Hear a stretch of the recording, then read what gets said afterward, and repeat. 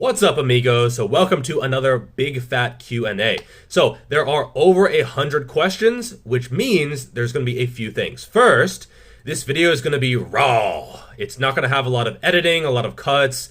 I'm not going to screenshot the questions, transfer them to my phone, snip them and put them on the screen. I'm just going to read them just because honestly the thought of taking all of that and doing all of that and adjusting all of that on the screen, that is literally hours and hours of work, and it's not really worth doing. But I will, of course, read the questions out loud. Secondly, YouTube only allows 100 timestamps in a video. So because there are more than 100 questions, and thus more than 100 answers, I will need to group them together. So I will respond to your question in the community tab where you ask the question, and I will say what number your question is. That way you can find it very easily in the video. If you cannot, well then screw you. Ha ha ha. No, just drop me a DM on Instagram or drop a comment down below and I will help you to find your question if you cannot. If I somehow missed your question, which I guess is possible, then also drop a message down below and I will just answer it in person. Also, there were a few questions that I will be doing a full video on, so I just said that in a response. So, for example, good strength standards for looking massive. I have a full video on that, which I have planned, and so I won't be doing it in a Q&A. Also, if it's a very personal question, like assess my training plan, that's something I do for a living, so I can't really do that in a Q&A. So write me a custom plan. That's literally how I support myself as a coach, and so I can't really do that for free. It's not fair to me. It's definitely not fair to paying clients, so I can't really do that in a Q&A. All right, question number 1. My left knee clicks when I squat, but it's not painful. Is it something to worry about? By the way, I bought your book. It's so informative. Thanks a lot for taking the time to make it. No problem. I didn't have to read that last part, but it's damn good marketing. I don't really focus a lot on sales or marketing. I just let the reviews do the talking. If you want to grab a copy of my book, it is in a pinned comment and in the description down below. Thank you so much for the support and allowing the channel to be completely ad-free. Now, to answer your question, I would say if it's a shoulder or a hip clicking, that's something you need to pay attention to, just because it can wear down the labrums over time, and I think it's something to keep on top of. If I have a client and they're like, my shoulder is clicking, that's something we address right away. I'm actually more risk averse with clients than with myself. Sometimes my body will do something and I'll be like, not that big a deal. But if a client had that, I would be more on top of it. When it comes to knees and elbows, it's probably not as much of a deal. That was a horrible sentence. Let's just keep going. It might be an issue. It might not be an issue. I would say monitor it. But if there's no pain and it's always been clicking, probably not that big of a deal. Question number 2, how do I get back to training after COVID or a flu? Well, I would say the top priority is making sure you are not still contagious. Ask your doctor or find some materials online to make sure you're not contagious. I'm not an expert in that regard, so I can't really answer definitively, but I would say that is the first priority, just because if you go to the gym, you get everyone sick, the gym closes down, your ass will get murdered. Apart from that, you can kind of go by feel. You can sort of think, okay, well, I go to 50% training and then 75% training, then 90%, then 100%, and just sort of gradually build up over time. It might take a few weeks to really get back into the swing of things. Question number 3, I drink hard liquor a lot on the weekends. My belly ain't going away. What can I do? And don't tell me to stop drinking. You might have a problem, my friend. I would say this isn't entirely a matter of calories. A lot of people who drink, they get a belly due to the hormonal imbalances, due to the excess cortisol, due to the fact that alcohol calories just tend to accumulate around that area, hence beer belly. You can try to avoid fatty foods when you drink. If you go for a bunch of beers or liquor and a burger or some other shitty, oily, greasy food, that fat is just going to get stored very easily. When you have alcohol in the system, your body treats it like a poison, and it actually metabolizes that first before everything else. Therefore, if you eat fat when you are drinking, you're just going to store it super easily. So if you keep drinking, just try to minimize your fat intake around that time. Ideally, you would cut it out entirely, but I guess that's not an option. Definitely, that's an issue. So I would say reduce the calories. Obviously, exercise can help. But, you might always have a small belly if you're drinking a lot. It's just sort of where alcohol tends to go. Question number 4, can yoga stretches actually increase height? of someone with really bad posture. Yes, if you have like this sort of Geoff posture and you're sort of like this all the time, just fucking answering questions and shit, and you get more thoracic extension, you sort of open up, yeah, you can gain height. You can probably see how much height I've gained even though I'm sitting at a desk. In a video that I did on a YouTuber called FitTuber, I blasted him for like saying you can get taller by focusing on your pituitary or eating bamboo because bamboo is tall, therefore if you eat bamboo, you'll get taller because that's how things work, right? By drinking camel's milk because, I don't know, a hump.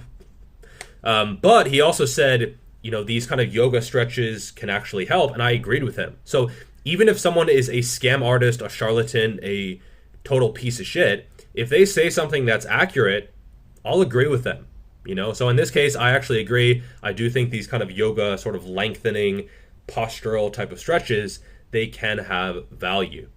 If your posture was bad, if your posture was already good, it's not like they're going to magically make your spine longer. They might open things up a bit, they might give you better posture, but they're not really going to make your body longer. It'll just be better to look at, and it'll be effectively longer / taller. Question number 5, when people say to eat in a caloric deficit, is that before or after cardio? It's after cardio. So cardio adds to your total energy expenditure, and your surplus or maintenance or deficit is calculated from that total energy expenditure. So yes, it is counted. That's sort of the whole point of doing it. Question number 6, do people need progressive overload and improvement if they don't have performance goals, or can people just get to a healthy level of body fat and muscle and maintain from there? I would say it depends on your goals. If you're like a competitive powerlifter, you want to get as strong as you can. If you just want to get as strong as you can, get as strong as you can. But if you don't really have those goals, or if you don't want to get bigger, there's no point in progressively overloading.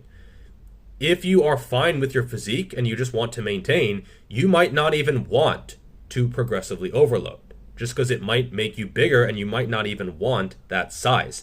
Not everyone wants to get bigger. This is news to some people who think bigger is always better, but in some cases they might want a sort of leaner, more lithe physique, sort of like a Brad Pitt in Fight Club kind of look, which is not an overwhelmingly huge amount of muscle, and that might not require a large amount of weight or a large amount of progressive overload. So I would say this is entirely goal dependent. Number 7, should you use a periodized plan if you are training for hypertrophy, or is it enough with just basic progressive overload? I would say for most people, there's no need to periodize for hypertrophy. I would say it has more value for strength, and it has more value the more advanced you are. So if you are a high-level elite powerlifter, yeah, you absolutely need to periodize your training. I would say that's sort of a given. That should be the default setting. You sort of have to build up to a peak. You have a base, then you transition, then you peak, and that's how you have a maximal performance. But if you're just an average person, I would say there's not that much value in periodization. Maybe some, it might keep your training interesting, keep things from getting stale, but for most people, just use a double progression method. Just add weight when you can, go from the bottom of a rep range to the top of a rep range, add weight, repeat, and just sort of do that over time. I would say that's going to be more than enough for most people's goals. Question number 8, what are your best bulking meals? Just whatever it takes to get in the calories, really. Make sure you're getting in plenty of protein, probably enough carbs. Don't do keto to bulk. That doesn't make any sense at all in most cases. But for me, I don't have a really fixed or rigid meal plan ever. So if I'm cutting, if I'm bulking, I'm not counting calories, I'm not counting macros, I'm not, eating a certain number of times per day. There aren't like certain go-to meals that I have.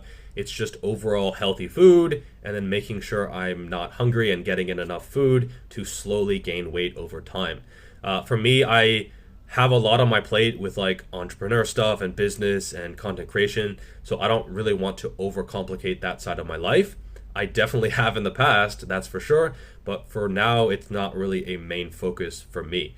So for me, if I progress a little bit more slowly in the gym, for me it's not that big a deal because I have other areas that I sort of need to focus on. All right, number 9, this is an interesting one. What's it like living under China's social credit system? In the West, it sounds like a nightmare. And then he gives an example here. So this is sort of a touchy topic. It might even be title worthy. Maybe. But I would say China is very, very misunderstood by anyone living in America. Like 99% of people living in America, in Great Britain, the West, Australia, just because there is a lot of propaganda on both sides for sure. You probably have never ever heard anything positive about China, like anything good that is happening in China, like how they're improving the lives of people here. And the same goes the reverse. Like in the Chinese media, I can actually understand Mandarin and speak Mandarin. There's almost never anything good about the West. So right now it's very sort of antagonistic. In terms of the social credit system, I don't think I have a social credit score. I don't think most people, or at least a lot of people, they don't even know this system is in place. So if I ask some of my Chinese friends about it, like, oh yeah, like what about this really oppressive system that you have in place? They're like, what are you talking about? Oh yeah, like the system where you get your social credit score. They're just like, oh yeah, I've never heard of that. Like it just doesn't really have a lot of direct impact on people's lives. The main thing would be like if you're in a lot of debt or you commit a crime or something like that, you might not be able to buy train tickets or you might be restricted in some other way. But I don't think it's nearly as restrictive as a lot of people think in the West. And actually, to be perfectly honest, life is a lot more free and a lot better than people think. A lot of people are like, oh my God, you live in China? Like you must have like police knocking on your door every other day. No, not at all. Like never. It just isn't restrictive. It's a very safe city. You know, I might hear police sirens in the city twice per year. I live in Shenzhen. There's like 15 or 20 million people here. And there's like no violent crime. You know, it's very safe. Everyone's very polite, very friendly, relatively clean most of the time. So it's a lot different than what a lot of people expect. All right, back to fitness. Question number 10. I'm 5'11", 190 pounds, and already cutting on only 2,100 calories. By the time I get to my goal body fat, I'll be eating like a teenage girl. How do I prevent this? So that's pretty low. You're slightly shorter than me. You're 1 inch shorter than me and about 10 pounds, less than me. And that's pretty low on calories. I think you sort of have to accept the fact that if you want to get super lean, like fucking diced, you're probably going to have to go under 2,000 calories for most naturals. If you look at most true natural bodybuilders, in the tough moments of their prep, they're usually not on over 2,000 calories. Some are, if they're very active or they just naturally have a faster metabolism, but a lot of them, they go under 2,000. Some go way under 2,000. So I would say, stay on 2,100 as long as you can and eke out progress.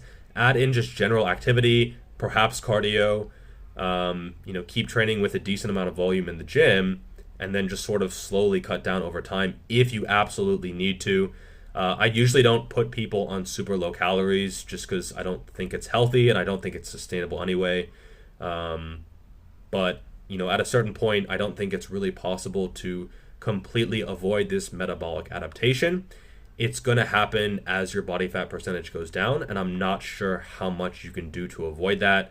I haven't looked at a ton of literature, but I have looked at it a little bit, and sort of the conclusion I came to was like there's not that much you can do about it. It's just sort of a reaction to the caloric deficit and then also going down in body fat percentage. So I'm not sure there's like a viable strategy or method or technique to avoid what happens. It's just sort of your body responding to what it has to be in order to get that lean. All right, number 11. What are your best tips to avoid overtraining syndrome without sacrificing more days per week at the gym? Are some people just not equipped to handle exercise at high intensity several days per week? Well, certainly there's going to be a variation in terms of what people can handle. I would say it's going to be more about your overall volume that you're doing and how close you're going to failure than a specific number of days per week. So you can do a push-pull legs, you're in the gym 6 days per week, but if the volume is not super high and you're not like crushing squats to failure all the time, you'll be completely fine. And then, if you do it on like 4 days per week, but you're just destroying sets, the volume is super high, etc., you'll see more of that overreaching effect. I don't like the word overtraining being thrown around like a frisbee because it's a very serious thing. And I would say the vast majority of people who say overtraining, they're really just slightly overreached. Overtraining is something that requires like months and months and months to recover from. and it's not very common with the exception of endurance sports at an extremely high level. So, when I was running 80 to 90 miles a week, all of it hard, tempo runs, intervals, hill sprints, also doing some weight stuff in the gym like Bulgarian split squats, running on sore legs, waking up in the morning, hearing like the bones crack in my feet as I walked around, telling myself to take a day off, and then, convincing myself later, the devil on my shoulder being like, yeah, just go for a easy 3-mile run. And then 15 miles later, I'm just like fucking hammering out under 6-minute miles. And just at a certain point, you get overtrained. But it takes a long time, and I would say most people never even get close to that. So overtraining is usually something you don't really have to worry about. All right, number 12, kind of a long question. What do you think about a male all-in approach? I'm 18, used to be 315 pounds, now 175. But I decided to go all in due to a binge eating disorder, constant hunger, always cold, 90% of the time had no sex drive. I've been doing all in. For those of you who don't know, all in is like where you drastically raise your calories in order to gain weight actively, in order to try to improve your hormonal imbalances that were caused by dieting in the first place. I've been doing all in for the past week so far, and my whole view on fitness, food, and health has changed. I feel like a kid again, eating till full, but this time my habits and enjoyment of eating healthy has really come to help. So I would be careful just because it's easy to rebound fast when you take this kind of approach. You shouldn't have a dieting mentality forever, but I would say get into maybe a slight surplus. Lean bulk should be okay. Perhaps go on a slightly less lean bulk, but I think an all-in approach in this case, where you used to be very, very much heavier than you are now, is probably not a great approach. This is not something I would really endorse or think is, the go-to strategy, and I think this can come back to bite you. So I would rein things in a little bit. Of course you feel good.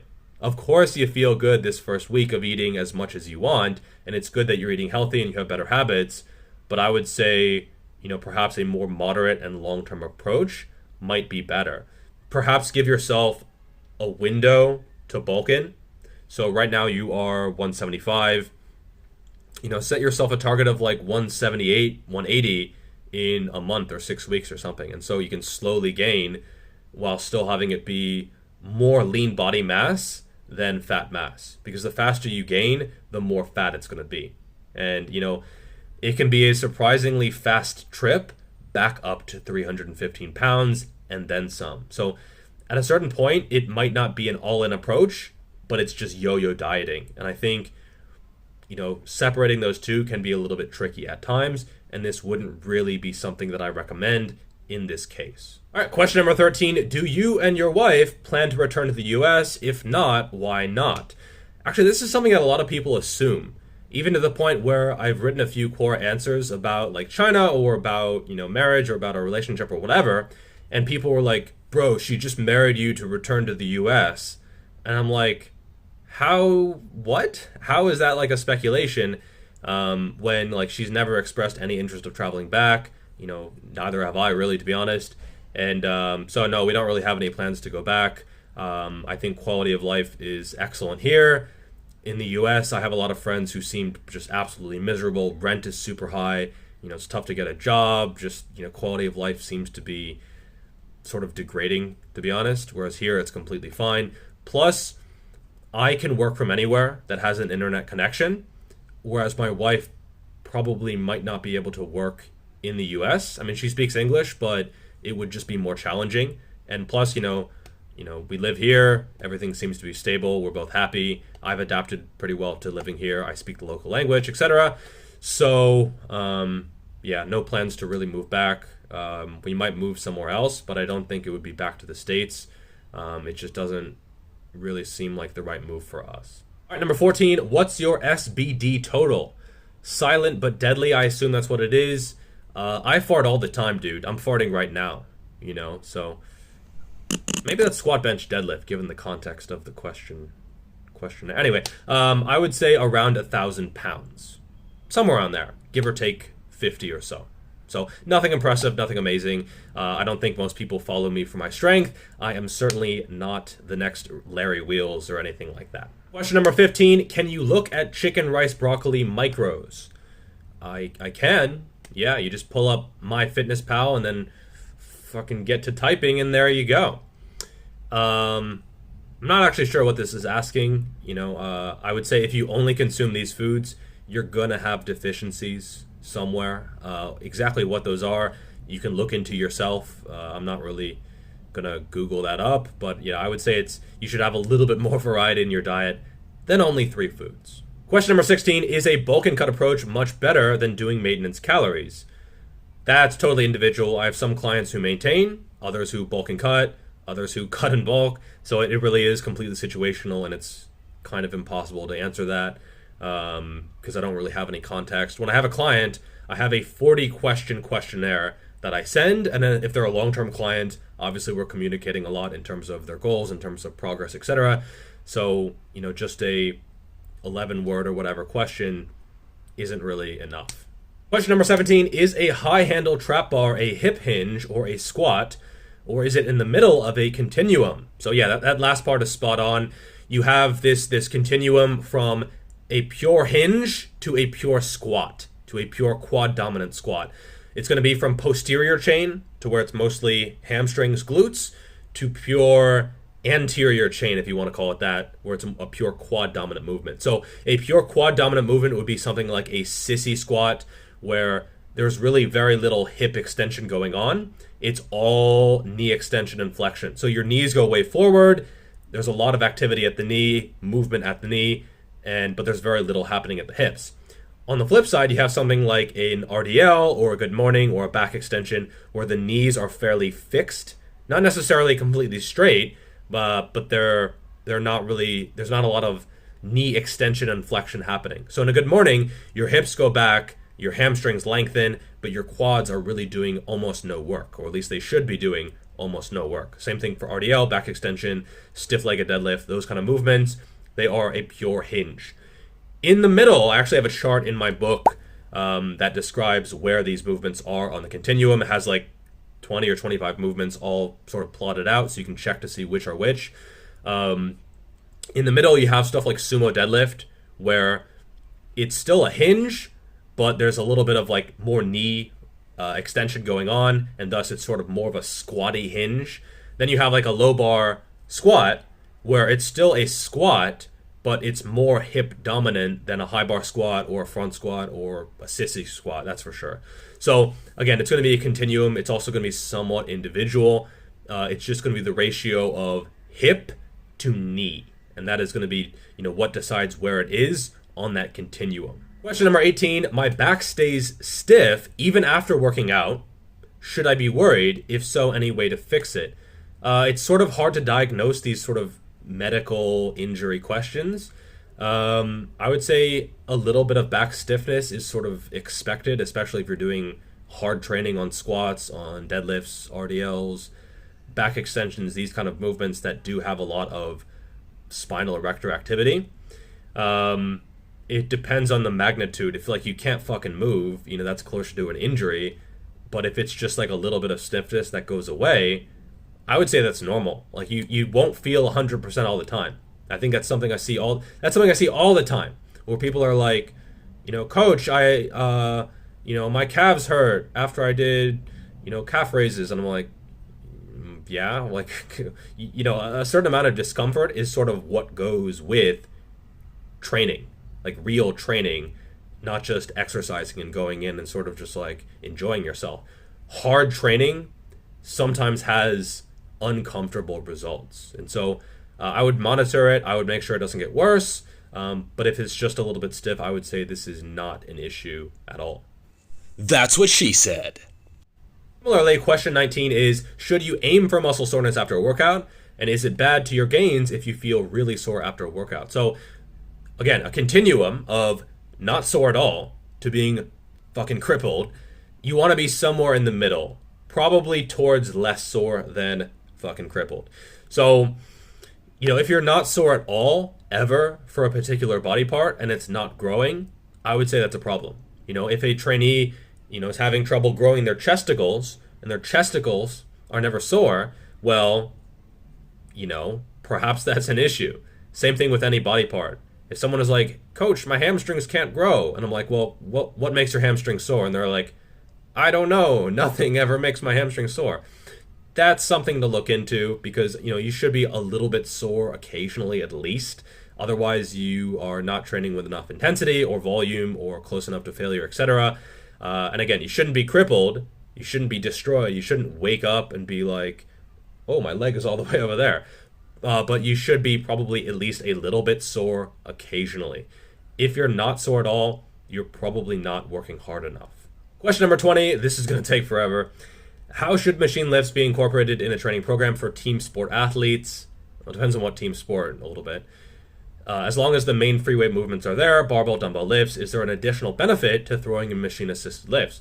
I would say yes, but be careful not to do too much, and also be aware that they might not have as much bang for your buck, and you might overdo things if you do too much. So for example, if you go and you do like one set of barbell bench press, and then you do like 8 sets of machine press, I would say, you might be wasting your time. It's going to be very individual too. Some people respond better to machines actually, so that might actually be okay. But I would say there's nothing wrong with using machines. They could be easy to recover from, but you're also missing out on the stabilization benefits, perhaps the extra range of motion, etc. So I would say, generally speaking, they might be a way to get in a little bit of extra volume, but make sure you're not doing too much and make sure you're not squeezing out the other better, more stimulatory, more effective lifts by using only machines. It's nice to sit down at a chest press or leg press or whatever compared to doing the free weight movements. So make sure that you don't gravitate towards those too much for no particular reason. Number 21, can legs grow well with only squats? If not, any recommendations for the number of workouts, choice of workouts that you would? That's a little bit of an involved question going into like all of leg training, but I would say yes, legs can grow very well with squats, especially quads. Hamstrings, you need something else, RDLs, deadlifts, stiff legs, back extensions, hamstring curls, etc. But I would say for quads, a lot of people grow really well from only squats, and some people don't need anything else. Other people, they find, especially if you're taller, longer limbed, you might find that like a belt squat or a leg press or single leg work might be necessary to get better results. Number 22, can do about 5 pull-ups after a lot of training. I'm currently doing 5x5 for them. If you can do a 5x5, you can do more than 5 reps. Like you should be able to bang out 6 or 7 or 8 if you really go all out. Otherwise, you couldn't do a 5x5. How can I progressively overload? Is adding 2 kilos of weights after 1 week good enough? I would say wait to overload pull-ups until you can do around 10 or more of them. I mean, you could load it with 2 kilos of weights and you might go down to like a 4x4 or something, or 3x4 or something like that. But I would say there's not much point to going below 5 reps on pull-ups. I have written those in the past. I have done those in the past. But I would say you're better off doing slightly higher reps and adding weight a little bit later. Question number 3, is rotating rep ranges on a specific exercise optimal for building mass and strength? For example, I rotate 5x5 on bench, press on one upper body day, and a 5x8 to 12 on another upper body day. I would say it's hard to say whether something is optimal. Obviously, there's a lot of factors, but I would say this is completely fine, and this is something that is almost entirely good. You get a slightly different stimulus. You get the heavy day, you get the somewhat moderate day. You could even throw in a third day with a lighter day if you really wanted to, but twice per week is completely fine. So yeah, I would say this is completely fine and should serve you well. What is your idea on muscle memory? I have been told to try variation as I don't change my workout routine that often. Well, muscle memory is a few different things. So one is like your muscle getting bigger after you take time off. Another is like you're trying to confuse the muscle with variation, I guess is what you're referring to. I would say more people use too much variety than the other way around. Okay, so you need some variety, but too much, and you start using variations that just aren't that good. And so I would stick to a few movements per movement pattern, find what works for you, cycle through those, and it should be fine. But you shouldn't have 10 or 20 biceps exercises that you go to. I would say 5 or 6 would be ideal at most. It's going to be better than 1 or 2, but I would say 3 to 6 exercises per movement pattern is going to be fine. My book has, over 100 exercises, but that doesn't mean you need to use all of them, and certainly doesn't mean you need to use all of them all the time. So It's hard to say without looking at your programming, but I would say if someone is stagnating, it's not necessarily variation that is the problem. In fact, it usually isn't. All right, number 25, what are your thoughts on full body setup twice per week with an additional farmer's carry day? Interesting.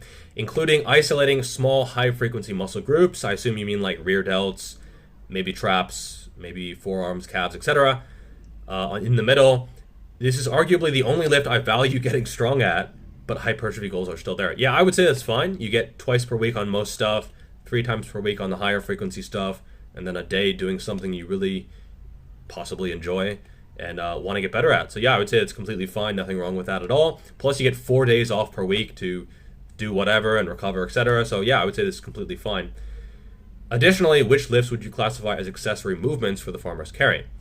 If you're not using straps, it's almost always grip dependent. So whatever helps your grip, could be barbell holds, dumbbell shrugs, anything that helps your grip should help your farmer's carry. If you're using straps, I would say just core work in general, planks, weighted planks, trap work. Again, shrugs can be really good for the traps as well. But this is one thing where I don't think accessory movements are really even a thing. Just doing more of them, you can recover pretty well from farmer's walks. So I would say don't focus on accessory movements too much. Just do the actual lift. All right, number 26, is applying high intensity techniques a good method of enforcing progressive overload? So adding in a drop set for the last set of an exercise. Great work on these videos, by the way. You are literally my go-to fitness YouTuber, and I'm looking to buy your book in the near future. Thank you for the support. You will absolutely enjoy it. It's $15, but you probably get well over $100 in value. So I don't want to put any product out where you're not getting much, much more than what you actually pay for. I would say high intensity techniques are different from progressive overload. So if you do a drop set, it becomes a little bit more difficult to measure your progress and to actually progressively overload. So let's say you're doing, a hamstring curl machine, and you go from like 50 kilos for 10, and then you drop to 40 kilos and you get 6, and then you go down to 30 kilos. It becomes a little bit difficult to measure because if you get more reps in the first set, maybe you're a little bit more fatigued because you pushed harder, it was a harder effort, you progressively overloaded, and so you get fewer reps in the second set, and then more on the third set because you didn't do as many on the second set. And how long did you rest in between? It becomes a little bit more difficult to measure because there are more factors in place. So I would say if you're doing high intensity techniques, progressive overload sort of takes a back seat. 27, if you don't have a pull-up bar, can inverted rows sufficiently develop your lats if you use variations of increasing difficulty? I would say this depends on how big your lats are. If you have fucking huge lats and you can do 20 or 30 pull-ups in a row, there is no inverted row that is going to do much for your lats. If you're a beginner and you can only do 2 pull-ups and it's a struggle, inverted rows might be better because you can get maybe a better squeeze, you can perhaps just get in more volume, etc. So completely situational.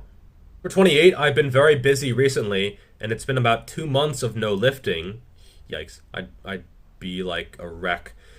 How would you recommend returning to lifting? How easy to start? How long to go easy for? The stuff like that. Thanks. Maybe I can do a full video on that. It's hard to give specifics and even hard to give generalizations, but I would say let soreness be your guide. If you do your first workout and you're just destroyed afterwards, it's probably too much. If you don't feel anything, probably not enough. You should be sort of a little bit sore to mildly sore to moderately sore, somewhere in that range.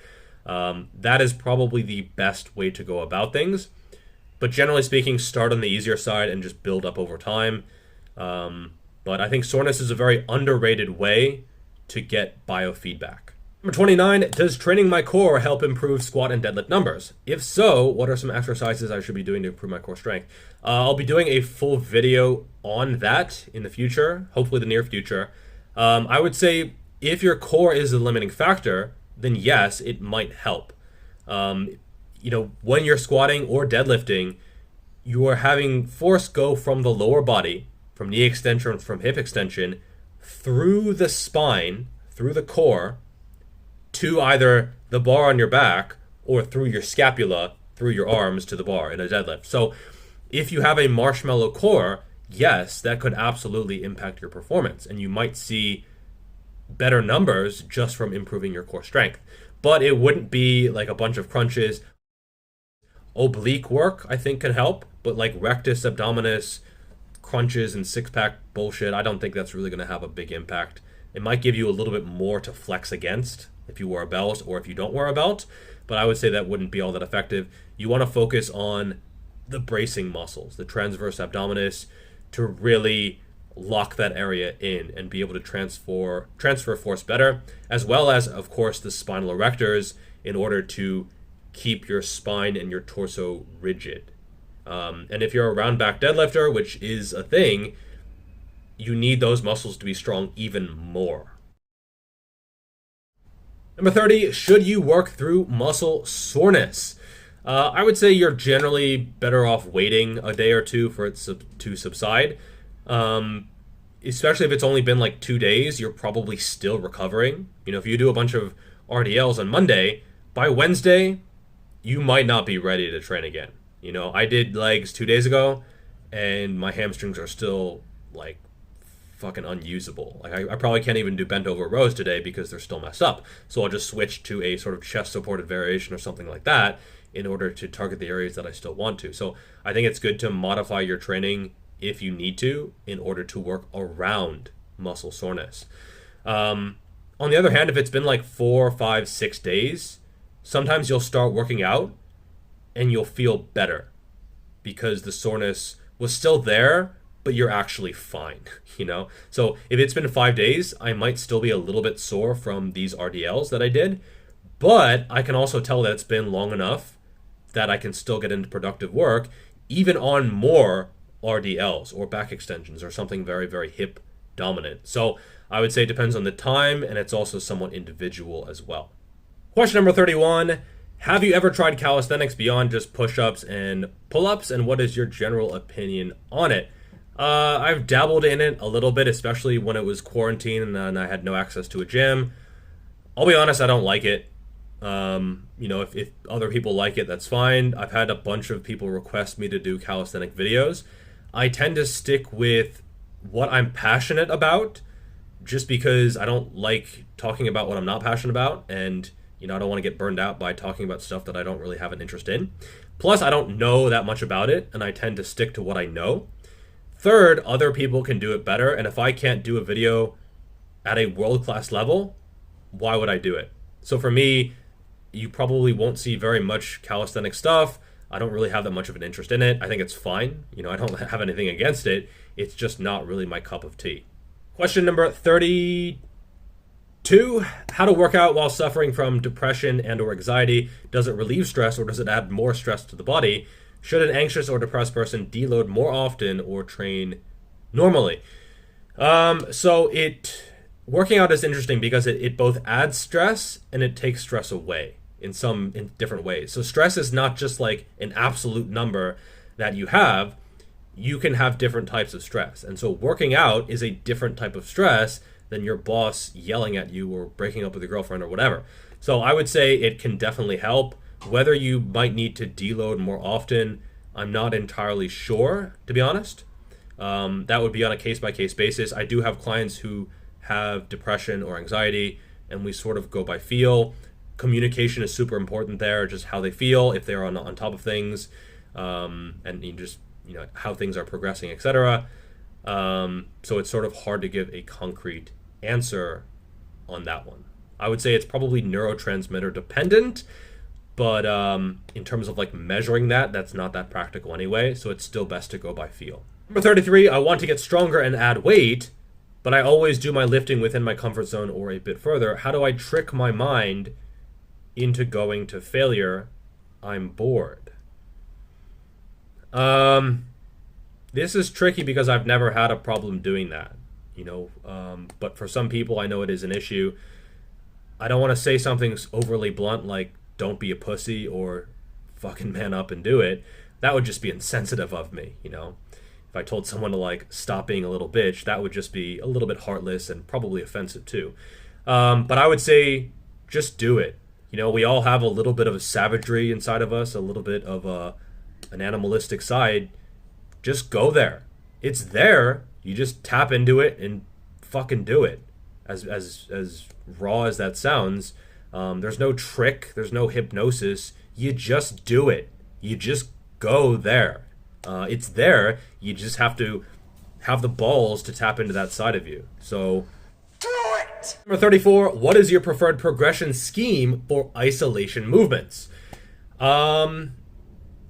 Just double progression, basically the same as everything. You know, you have a rep range, you go from the bottom to the top, you add weight, and you keep doing that, rinse and repeat. I will say that if you focus too much on progressive overload without maintaining the quality of the mind-muscle connection, of the contraction, of the squeeze, of the range of motion, etc., I hate to sound like Ryan Humiston, but if you focus too much on progressive overload, this can definitely get in the way of your progress. You know, if you add 50% weight over time, but your reps go from like very controlled, slower tempo, squeezing the muscle, getting a stretch, etc., and then you go from like fucking, looks like you're hanging yourself on your overhead extensions, you're probably not getting as much out of it, even though you've progressively overloaded. So progressive overload is still a good thing, and I still stand by it, but you need to have the other factors in place as well and make sure that it's real progressive overload.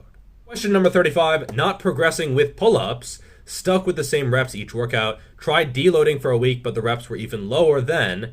What should I do? FYI, I can do around 8 to 10 reps. So again, it's impossible to answer these kind of questions without a lot more information. If someone is not progressing, it could be too much, it could be too little, it could be too high frequency, it could be too low frequency. So it's just impossible to say. But I would say, conjecturing, hypothesizing, probably higher frequency would be a good idea. Pull-ups seem to respond really well to the sort of grease the groove type of thing. If you can do 8 to 10 reps all out right now, do 3 to 5 reps many times per day. So to get in like 50 or 100 reps per day, but broken up into tiny, manageable chunks, not close to failure. I would say that's probably the most surefire way to get better at pull-ups. Just doing more pull-ups. Number 36, how would you suggest programming GPP in a way that avoids CNS fatigue impeding recovery for hypertrophy purposes? I would say the biggest thing you're going to want to avoid is impact. So running or anything else that has impact, like jumping or jumping jacks or anything with pounding, which is going to cause more recovery costs, more systemic inflammation, etc. So swimming is good, exercise bike, this kind of stuff where it's less impact. I also wouldn't overdo things. So, if you're doing like an hour of cardio per day at a moderate pace, that is actually going to cause more CNS fatigue. People think it's the heavy lifting that causes CNS fatigue. No, the longer the effort, the more central nervous system fatigue. So, yeah, I would say keep it short, keep it manageable, don't overdo it, and you should be okay. All right, number 37, can you do more videos that go in depth in things like what happens at a cellular level and signaling type of stuff? I like to learn about the biology part of things, like biochemistry, and not many channels go into that kind of depth. Yeah, there are two reasons why most channels don't go into that kind of depth. The first is that most people don't know about this kind of stuff. A lot of people are like, yeah, 8 to 12 for fucking muscle growth, bro. But not many people actually know what is going on a cellular level that causes muscle growth. If you ask the average fucking YouTuber, fitness YouTuber, or meathead in the gym, like, so how does muscle grow at a fundamental level? They have no fucking idea. And, watch them dance around the question, oh, progressive overload. Oh, no, but at a cellular level. Tension, metabolic stress. What kind of metabolic stress? And they're just like, so most people don't know about it, which is why they don't talk about it. The second reason is because it's not very popular. If you put out a purely informational, educational-based video, it just doesn't do well. Some of my best videos do by far the shittiest, and it's infuriating because I'll put out a video that is more click-worthy on a more hot topic, and it does super well. Even though it's not very informationally dense, it didn't take a lot of effort or intellectual capability to put out, but it does super well. And then I'll put a ton of work into a video with a more bland title, and it'll just shit the bed. And More Plates, More Dates went into this recently on one of his videos, and you sort of have to combine the two. You have to find a way to get people to click but also put out this kind of informational content. So I'm still sort of figuring out how to combine those. And it's not easy. It's definitely not easy because you have to have that edge to grow your channel and to get people to come to the channel and stay and click. But then also you have to have that information, which is actually helping people, which ultimately is what it's all about. Number 38, I have two questions if that's okay. I guess I'll just roll them into one. I sometimes have a sore lower back, not injured or sharp pain, just the same kind of DOMS, delayed onset muscle soreness, that I would get for any other muscle. Is that normal, expected, or am I injuring yourself? I would say it's fine. You know, I know channels like Squat University are like, your lower back should never be sore. Like, it all needs to be in the glutes and hamstrings. Urgh. Yeah, that's a little bit much, I feel. You know, it's primarily a glute and hamstring exercise, sure, but your lower back is certainly active, and the spinal erectors may well get sore, even if you are doing things perfectly, and it's not necessarily a sign that you're going to get injured. So I would say completely fine. Question number 2. Is 8 sets of shoulder press a week enough for formidable growth in the front delts? Well, I don't know how much formidable growth is. I guess it's kind of personal. But I would say 8 sets is definitely enough, especially if you're doing horizontal bench presses, dips, etc. as well. 39, an interesting one. If someone who doesn't lift tells you, why don't you look like insert roided fitness influencer name here after years of lifting, what would you tell them to shut up? And what video would you link to them that teaches them the reality of lifting as a natural? This is tough. Actually, I get this. People are like, do you even lift? Or like, why would I listen to this guy, Jeffrey Verity Schofield, when he looks like shit? Or I've been called fat. I've been told to like put the cookie down. And to me, when people say this, I don't feel bad. I don't feel self-conscious because, you know, I'm very comfortable in my body, in my development, in my growth as an athlete and as a person. I feel bad for them because I know it's a sign that they are fucked mentally, that they are just messed up. They have just body dysmorphia issues. They've just been consuming too much social media, especially the fake natty or unnatural side of things. And I don't do anything. You know, I just don't, you know, if they want to insult me or like low key want to be like, you know, passive aggressive, like, why don't you look like Michael Hearn by now? You know, you can say what you want, but for me, I don't even respond. I don't send them a video. You know, it's one thing to have sort of misguided expectations, but when you use those misguided expectations to try to attack someone else, that's when I stop feeling sorry for them. And that's when I'm just like, all right, well, you know, block or ban or ignore or whatever. So I would say don't do anything unless maybe it's like a family member, but I'm not sure if I have like a specific resource. You know, tell them that you're probably looking at unnatural physiques, and that's not realistic in terms of normal expectations. All right, question number 40. I am currently at 195 for 8 on bench, 210 for 10 on squat, 300 for 8 on deadlift, 185 pounds at 6 feet 1 inch tall. My arms are 14 inches. My legs are 24 inches. How much longer should it take until I look noticeably jacked? How the fuck am I going to answer that? I mean, that's really hard for me to say. A week? A month? A year? You know, just keep going. Just keep getting stronger, keep progressively overloading. But in terms of like, why don't I look like that guy if I'm just as strong or something? You know, that's really, really hard to say. Even for a client who I have a lot of information about, it's hard to promise and plot out a trajectory for how they're going to look at a certain date. So I would say don't worry too much about this kind of thing. You know, just put your head down and keep grinding. Sum 41, at the beginning of a cut, when do the losses become pure fat instead of water and fat? 8.5 days. That's the time. 8.5 days is when it's all fat. No, okay, I don't know. Water tends to fluctuate, so it's really hard to say or give a certain percentage or certain time. In the beginning, it's more water than fat. And I would say, especially if you drop your carbs, it's going to be more water because water binds to glycogen in the muscle. So as your glycogen goes down, you're losing 3 to 4 grams per gram of glycogen. But at the same time, it's very, very hard to measure. I don't even think it's possible with a DEXA or anything. Plus, why would you do like a daily DEXA when you're cutting? So I would say don't worry too much about this. Just keep in mind water fluctuates. Fluctuations are usually water. There's more fluctuation when you drop carbs, but if you carb up on the weekend or something, you'll see a spike, etc. Just try to measure the downward trend and make sure you're going slowly downward over time. All right, number 42, magic number. How many times per week would you run for a 20-minute 5K goal? Me, I could run a 20-minute 5K tomorrow, even though I haven't ran in months. So because I have a training history of running, because I have that base, because I have undoubtedly an enlarged heart and my resting heart rate is still under 40, even doing basically no cardio, just weight training and doing no running in the past few months, I could run a 20-minute 5K at any time. It's just, it's still there. It's a lot slower than I used to be. It's still more impressive than a lot of people think, and a lot of people, I'm sure, they doubt that claim.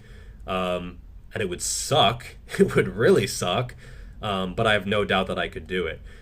During the quarantine when I was running, I did, I think 12K at 4 minutes per kilometer. So I could, and that wasn't even, I mean, it was tough, it was challenging, but it wasn't like a race pace effort. So, you know, like a gun to my head type of situation, I could definitely run 20 minutes or under, for sure.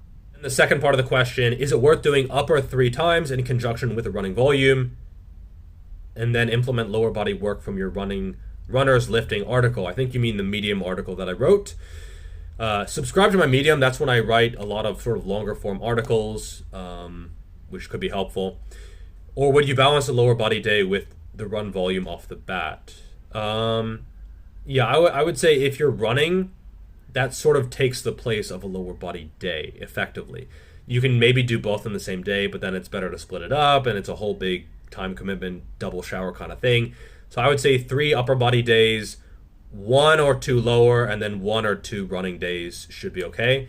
But it depends on what you want to focus on more. Number 43, how do you stop yourself from overdoing it in terms of sets, reps, volume, etc. when you really enjoy training and being in the gym?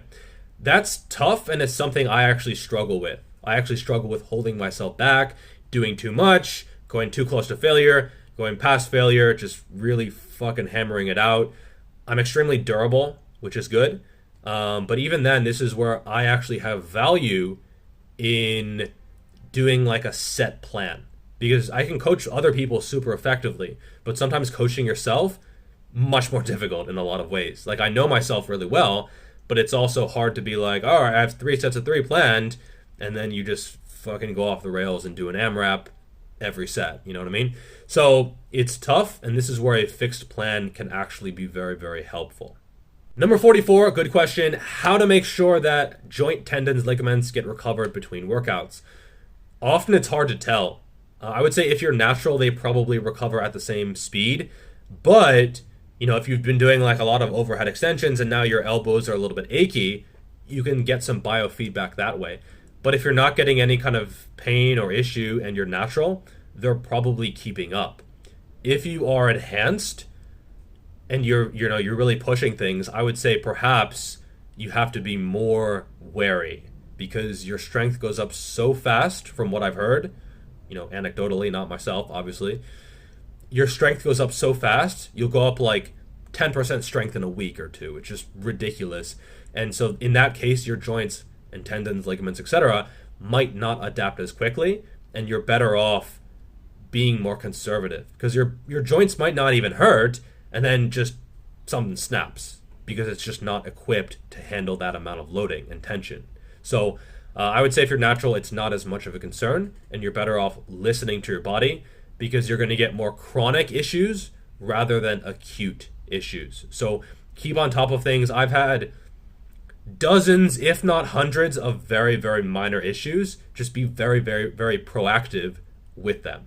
Number 45, I've looked up do-it-yourself glute ham developers, GHD, GHR, but it seems like people are doing Nordic hamstring curls. Are these movements the same? They're very similar in that you know, you're leaning forward, you're using the hamstring. They're very, very challenging.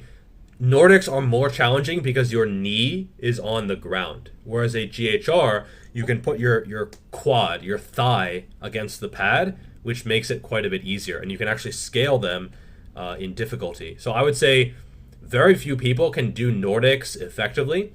I still write them in programs sometimes, just because even just trying to control the eccentric, even if you only go down, a little bit, still has value. And if you're working out at home especially, they're worth including because they're a great hamstring movement, even if you can't use the full range of motion. So I would say both are good, both are similar, but GHRs are a little bit easier to scale. 46, can we increase our metabolism by having some foods or drinks? Here in India, everyone thinks that drinking lemonade will boost your metabolism. Okay, so your metabolism is just the sum of the chemical reactions going on in your body. So if you're walking, your metabolism is higher or faster than if you're just sitting on your ass. If you eat protein, that requires energy to break down and then to assimilate in your body. If you exercise in the past few hours or 24 hours or even 48 hours, your metabolism will be raised in order to repair that tissue damage, because metabolic work is being done in order to repair the tissue and then ideally to build tissue on top of that in order to get bigger and stronger. But generally speaking, if someone is like, this food increases your metabolism, usually it's bullshit. Like almost always it's bullshit. Stimulants will increase your metabolism, but not as much as people think. Water will increase your metabolism, especially if it's cold water, in order to raise that water to body temperature, which takes energy, which increases your metabolism. But I would say most of that is just bullshit. It can have a slight effect, but it's not like you have some magic thing that helps your metabolism massively.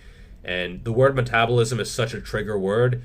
People want something for nothing, and they think, I just take this product, it increases my metabolism. Usually that's a lie. Question number 47, my left shoulder is weaker than my right, sometimes clicks like knees when doing an Arnold press. What should I do next? So again, as I said in an earlier question, with shoulders and hips, clicking is more of an issue than with knees or elbows. So I would say be proactive. For me, I actually have an imbalance. You can sort of see sometimes when I'm pressing, like one arm will lock out before the others, or there'll be like some kind of like hoo-ah. Those men with the inflatable guys where it's like they go like this? I look like that sometimes when I'm pressing. So I would say strengthen your rotator cuff, your upper traps, your rhomboids, just your upper back in general. Perhaps lighten the weight and just focus on staying as even and stable as possible. If you find yourself leaning to one side, then lighten the weight and just do the movement properly. And if you're getting clicking, I would say try to avoid whatever causes the click. Like sometimes if you go back too much or forward too much, it'll cause some kind of weird click or sensation. So just try to stay in the groove that feels better. Number 48, is carb sensitivity a real thing? Yes, absolutely. Often referred to as insulin sensitivity or glucose tolerance, that kind of thing. But yes, it is definitely a real thing. Everyone is a little bit different, has a different carb response, gets it into and out of the bloodstream at a different pace. It depends on the timing. It depends on the individual, the hormone levels, your sleep, stress, fucking million factors, how much fiber, how much fat, how much protein. It really does vary a lot, but it's definitely a real thing, and it's measurable, and it's not bro science, it's absolutely science, and it does have a significant effect on your response to carbs. In terms of weight loss, I don't think it has all that big of an effect, to be honest, but it does have some of an effect. If you increase your insulin sensitivity, you can potentially lose weight better because more of it goes to glycogen and gets used instead of stored. So I would say it's a real thing. I'll probably do a full video on how to improve it, and it'll definitely be in my second book as well, which is going to be on hormones. So a lot of that in terms of like insulin is going to be with regards to this topic. Number 49, been following a 4-day upper lower split with an arm day for the guns, TM. He actually put a TM in the question. And I've run into a few problems. My lower body has gotten way bigger than upper body. Well, your lower body should be bigger in terms of just they are bigger muscles generally because they have to move your body. Should I keep the rep ranges low for the entirety of my lower body training? How do I go about this? Yeah, if it's getting too big, like you just don't want that big of legs, I think lower reps is going to be better. And you could even scale it down to 1 day per week for lower body. That's not a crime. Some people are like, oh my God, if you don't do twice a week frequency, you're a piece of shit. Well, if you don't want a bigger lower body, that might be the right choice. Scaling down to one leg day per week and then putting in another upper body day, or perhaps, a shoulder day, or something more focused on what you actually want to develop. All right, number 50, can you get a V taper without vertical pulling exercises? Yes. If you do a bunch of rows, you develop the lats, you develop the rear delts, the lateral delts. If you naturally have a narrower waist, broader shoulders, yes, you can absolutely have a V taper. I would say for the teres major and then for the lats, you're gonna want some vertical pulling exercise, pull-ups, pull-downs, standing cable pullovers, that kind of thing. They're not strictly needed, but I think they can definitely help. And vertical pulls in general are going to be better for the lats. But if I had to choose between only horizontal pulls, rows, and only vertical pulls, I would absolutely choose horizontal rows, because they don't not only work the lats, but they work the thickness, the traps, the rhomboids, etc. And so I would say they're a better overall choice, but you probably shouldn't have to choose. You can have both if you really want. Moving on to area 51, advice for people who are scared to bulk but want to get big. Realize that as a natural, the main gaining approach is sometimes viable, but often does not work. Okay?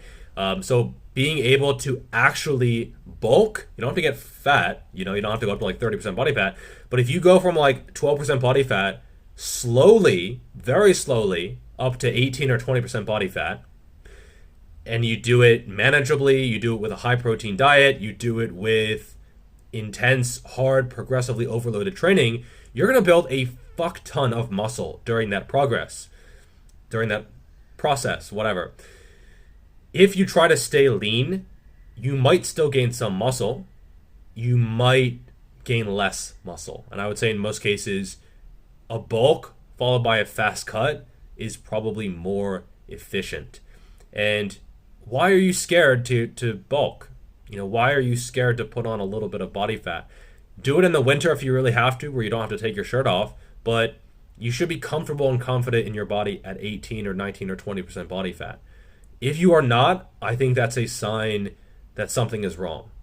Okay, you should be able to feel confident and comfortable in your body at, maybe not any body weight, but I would say if you're 20% and you're like, oh, my chest, I have a little bit of chest fat, you might want to get more comfortable with that before you try to maintain a lean physique year round, because you're sort of covering up that mental issue or problem or whatever, rather than actually addressing it. Jeff the psychologist. All right, 52. How much protein do we really, in bold and all caps, need for good muscle growth? I know that a lot of studies say 0.73 grams, 0.82, 1 gram per pound is optimal. But what would happen if you had like 0.5 grams per pound? How big of a difference would it be? Well, it's going to be individual. So every study points to something a little bit different, and that has a bunch of individuals in every single study. So for some people, more than 1 gram per pound might be optimal. And if you tell that to some people, they're like, no, the studies say a gram per pound is like the most. Well, that's on average. That's an average of averages. It's a meta-analysis that says like 0.8 grams per pound or 1 gram per pound or whatever. So you might need more. Or conversely, you might be able to get away with less if you utilize protein and amino acids very, very effectively. So you don't know. And it does require a little bit of personal experimentation. I would say in general, you're going to get diminishing returns. So, it's not like you'll probably lose muscle on 0.5 grams per pound. And you can probably still even gain muscle. It's hard to say. But you're going to get diminishing returns, and then you're going to get no returns at all after a while. Where you are, where that curve is, and how steep that curve is a little bit individual. 53, I've plateaued on almost all my big lifts, and I can't even hit my previous PRs anymore. Feels like my strength decreased. How can I combat this? You probably shouldn't try to hit your PRs all the time. That might be the issue. It's hard to say. Again, there are like literally dozens of factors that I check and I ask when I work with a client. You can reach out to me if you want to work with me, and I could actually get the information I need to fully answer your question. But I would say maybe take a step back, go back to more of a base building phase. If you've just been hammering 1 rep maxes trying to hit that new PR, you might just be burnt out and beaten up on that kind of lifting. Take a step back, move back to like 65, 70, 75% of 1 rep max, do more of like a hypertrophy volume-based phase, and then use that base to build to a new PR, a new peak. It might be helpful to periodize your training in this case. 54, I use too much of my upper traps on my left side when doing dumbbell lateral raises. I have already lowered the weight, or I guess lightened the weight, but the problem is still there, not as much though. Should I keep doing dumbbells or switch to machine lateral raises? You can try out a machine. It might make it easier to evenly push on both sides. I would say this is probably a rotator cuff imbalance. I get this sometimes where, you feel like one side is sort of like, pushing to the side, or one side is shrugged up a little bit.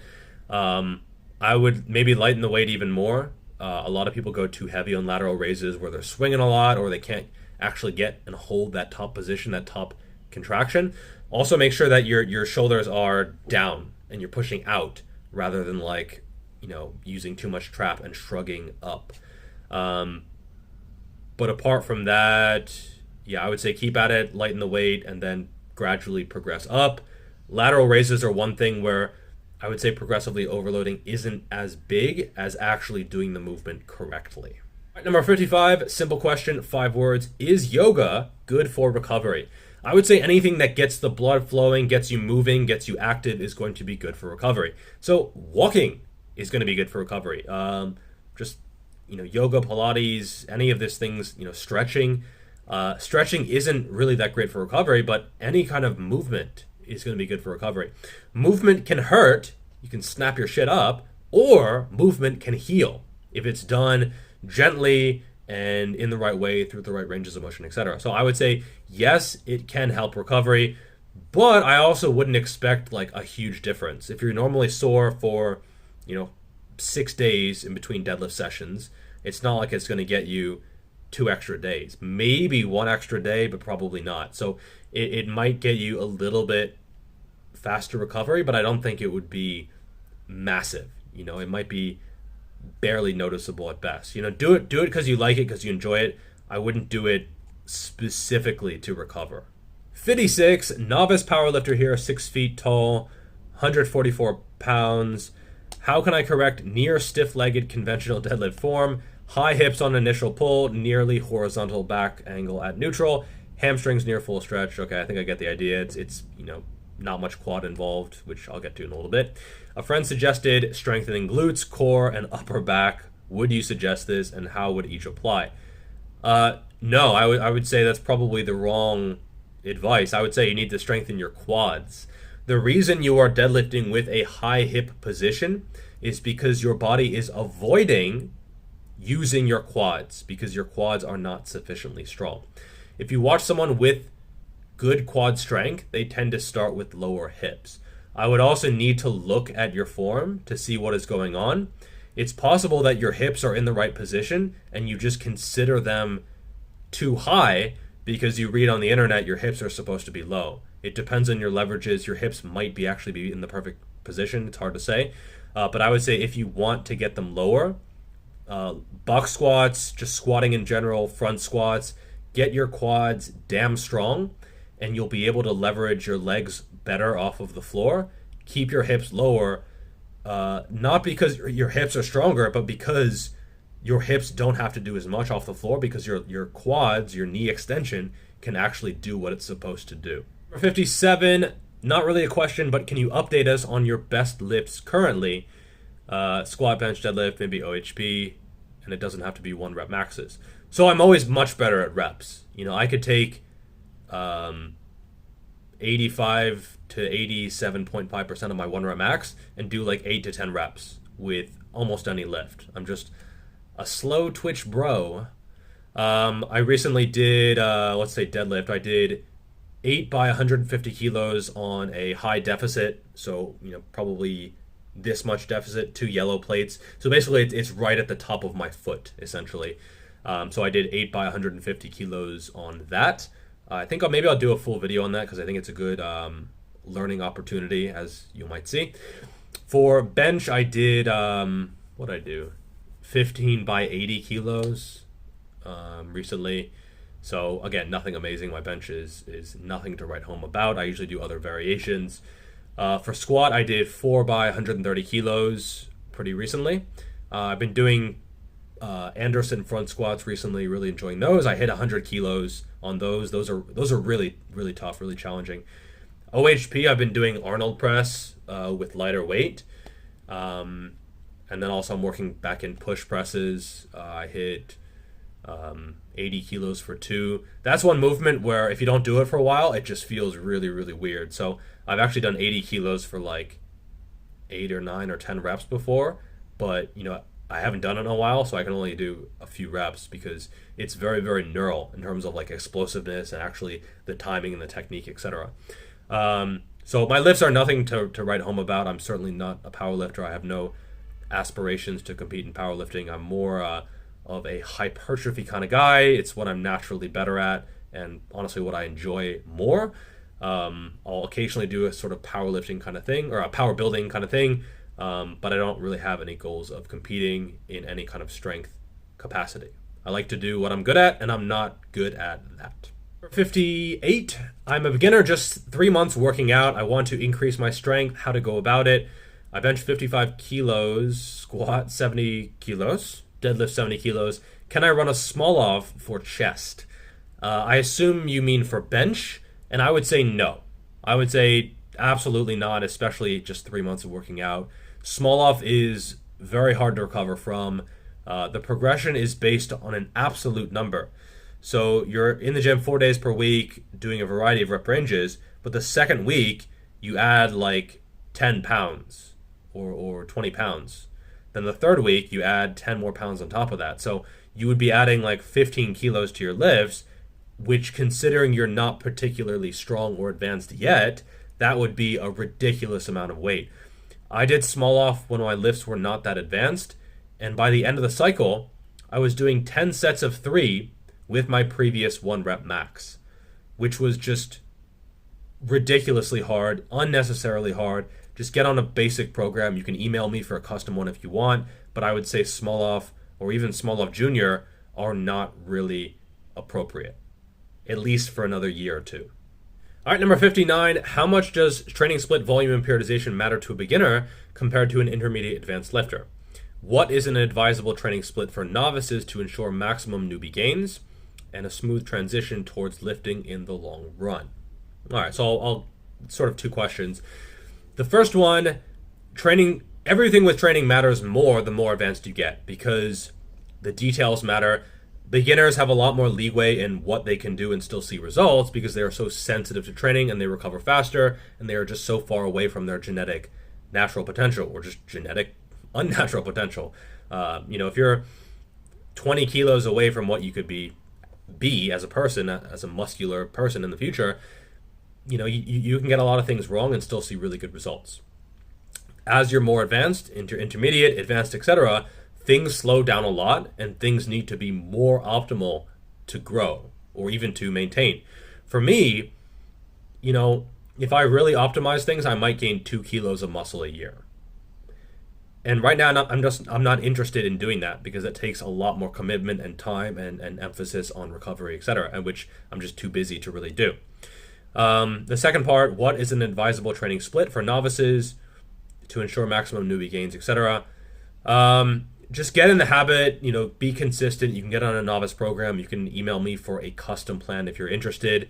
But the most important thing is just to be consistent, progressively overload, learn the lifts, use good technique, and you'll just sort of naturally transition into lifting. It'll just become a part of your life. This is where maybe a coach can help, but a lot of it is still on you. A coach can't force you to work out. It really does have to come from within. Number 60, are 3 exercises for biceps enough in each session? I would say generally speaking, yes, absolutely. If it's an upper-lower split, a push-pull, legs, full body, you can probably get away with 1 biceps exercise. Maybe 2 is fine if they target, different sort of parts of the bicep or different parts of the arm. The only, reason or only time I would use 3 biceps exercises would be if it was specifically an arm day.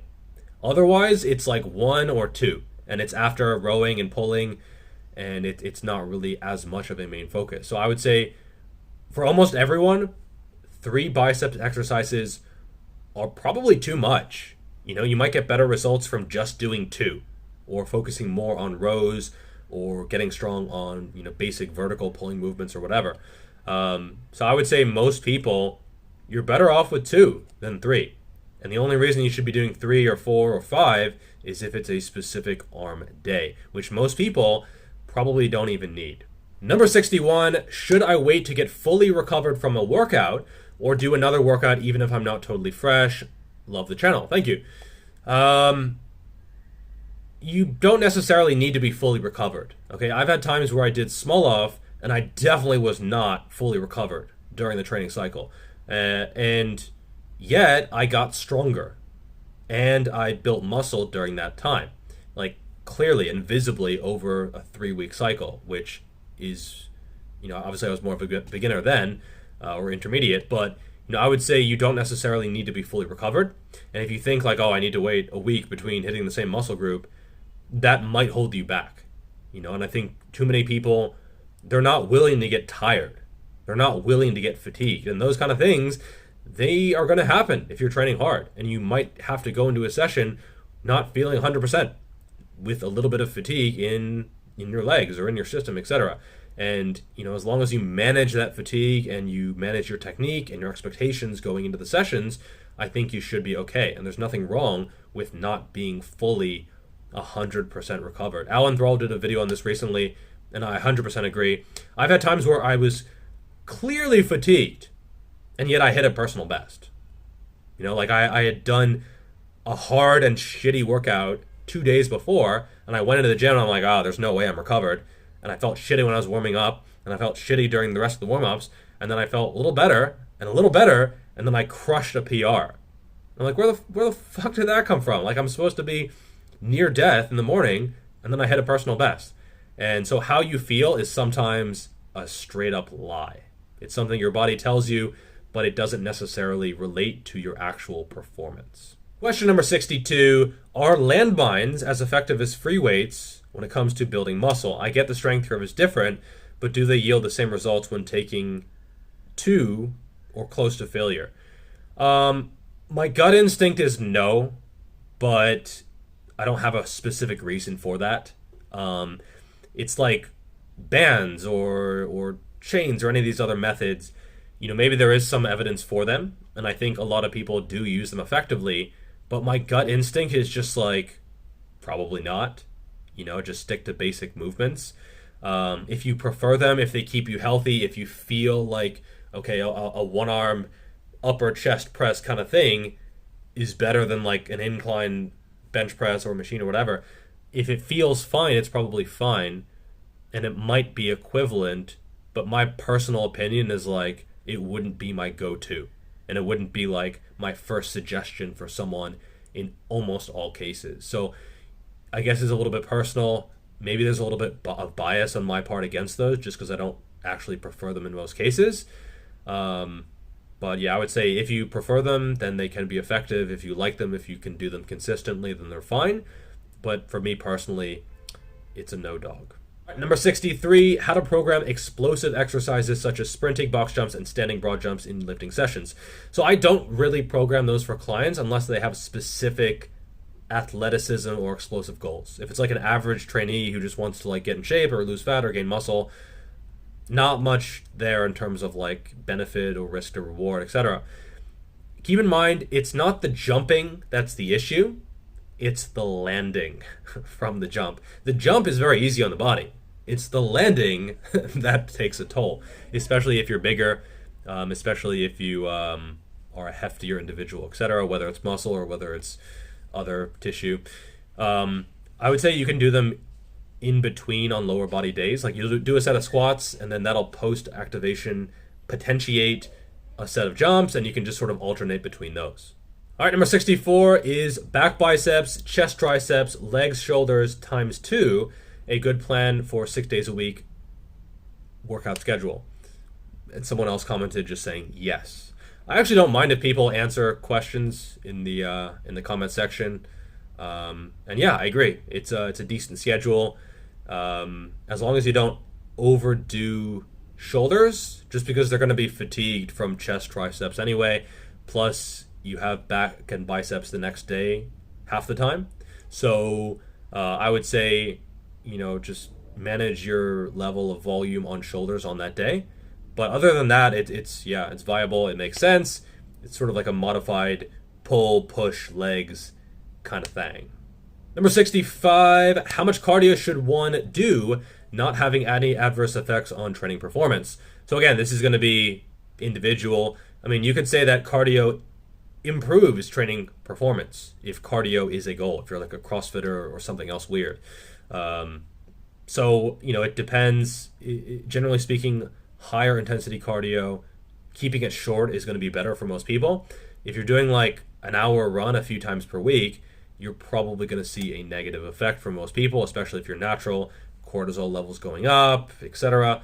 So again, the answer is it depends. Everyone is going to be a little bit different, and it's really impossible for me to give a concrete answer. If in doubt, you can lower the cardio a little bit. If you're doing cardio for health, you don't need that much. If you're doing cardio for like fat burning or body composition, you definitely don't need that much, and it's more about the food that is going in your pie hole. Number 66, what downsides are there to splitting a training session into 2 sessions in the same day, specifically legs and back onto an AM and PM session? Is it a viable option? I would say generally speaking it is viable, but this example might not be the best. I watched a YouTube video with Renaissance Periodization. I think it was on Revive Stronger, where they talked about their twice a day type of training. They're doing like 12 sessions per week. Often they do one session that is noticeably easier. So they'll do like one session where it's back in the AM, and then PM might be like biceps and forearms and rear delts or something like that. Just less tissue, less muscle mass. And they wouldn't do like back on in the morning and legs in the evening. It's just too much. It's just too much damage to recover from. And I would say there's no point in doing that. And I would say for 99% plus of people, it's not worth doing 2 sessions a day. That's a lot more like travel to and from the gym. Maybe if you have a home gym, at a minimum, it's multiple showers per day, which is sort of a pain. And it just turns into a lot bigger of a time investment than most people are actually willing to commit for a very small benefit. So I would say for most people, it's not a viable option. But for some, it might help slightly. It's only really worth doing if you really want to commit and optimize everything. And for the vast majority of people, not worth it. 67, all sets to true failure. How many sets per week per muscle group? And how does this differ between small and large muscle groups? You went over this recently, I know. But additional details would be appreciated since I find mental struggle in lowering my workout volume soon. Thanks. So the reason why I was very general and wasn't like 12 to 18 sets per week for quads or something is because it is very individual. In my book, I do have volume recommendations, but again, it's a very, very wide range in most cases, in every case, because it's so individual. And if I get to know you as a client, yeah, I can say, okay, you do better at this amount of volume, but I would say go based on performance. If you're doing a ton of volume and you're performing like shit, it's probably too much volume, and you should be comfortable with lowering your volume, at least sometimes. If you always have to do high volume, something is very, very wrong. You should probably learn to periodize your training, have a period of high volume, then low, then moderate, then low, then high, then high, then low, and just sort of use waves in order to periodize your training and get better results. If you are married to high volume, it's going to fuck up your intensity, it's going to fuck up your RPE, it's going to give you a skewed vision of what hard training actually is because you always have to do so much. And so this is where, again, like I just said, you're going to get into like training multiple days per week or multiple times per day, etc. And ultimately, you shouldn't have to do high volume to get results unless you are extremely advanced. All right, number 68, just watched your shoulder workout. If side and rear delta, I assume you mean delts, are a lagging, S and A are next to each other on the keyboard, are a lagging body part and only quite small muscles, could I train them 3 to 4 times a week with high volume? Cheers, Jeff. No problem. I would say 3 to 4 times per week is viable for these muscle groups. For something like hamstrings, no fucking way. Twice per week is even tough. But for rear delts, it's just so resistant to damage. It's so freaking impossible to overtrain or just overwork. It's so, who strains their rear delts? Oh, I fucking strained my rear delt. Liar. So I would say, yeah, you can do a ton of volume here. Maybe keep in some variations to do some like standing rear delt raises, seated, prone, pec deck machine, face pulls, skiers, different sort of rowing variations, etc.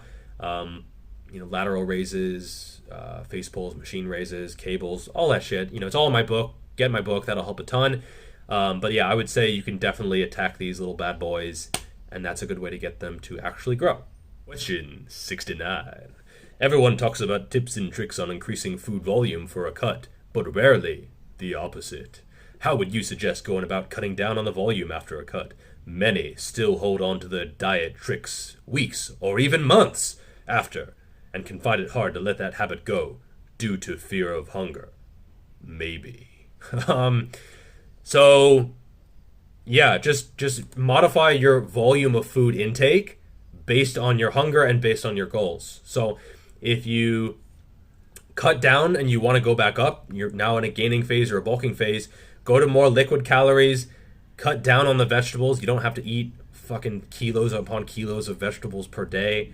That's probably not even great for your digestive system. If you look at most professional bodybuilders, a lot of them don't eat a shit ton of vegetables because it fucks them up, because they have to eat so many calories to gain. Why would you eat vegetables?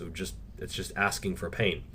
So I would say modify your intake in terms of like volume-based foods or liquid calories or whatever. Modify that based on your hunger, your appetite, how quickly you want to gain, etc. And don't feel like you always need to be in that cutting mindset. I've been there to where it's like always wanting to push the scale down, down, down, down, down. You got to be willing to reverse that mentality and be willing to push it slowly up, up, up, up, up. And it might take changing your dietary habits. What to do after a cheat day? Another cheat day. No, just eat normally. Don't restrict. Don't like binge again. Keep in mind your blood sugar can do some fucking weird things the day after a cheat day. You might actually be hungrier than usual, or you might have no appetite at all. It's like, it really just depends. I think sometimes your body, if you have a shit ton of carbs one day, the next day your body is like, it expects the carbs.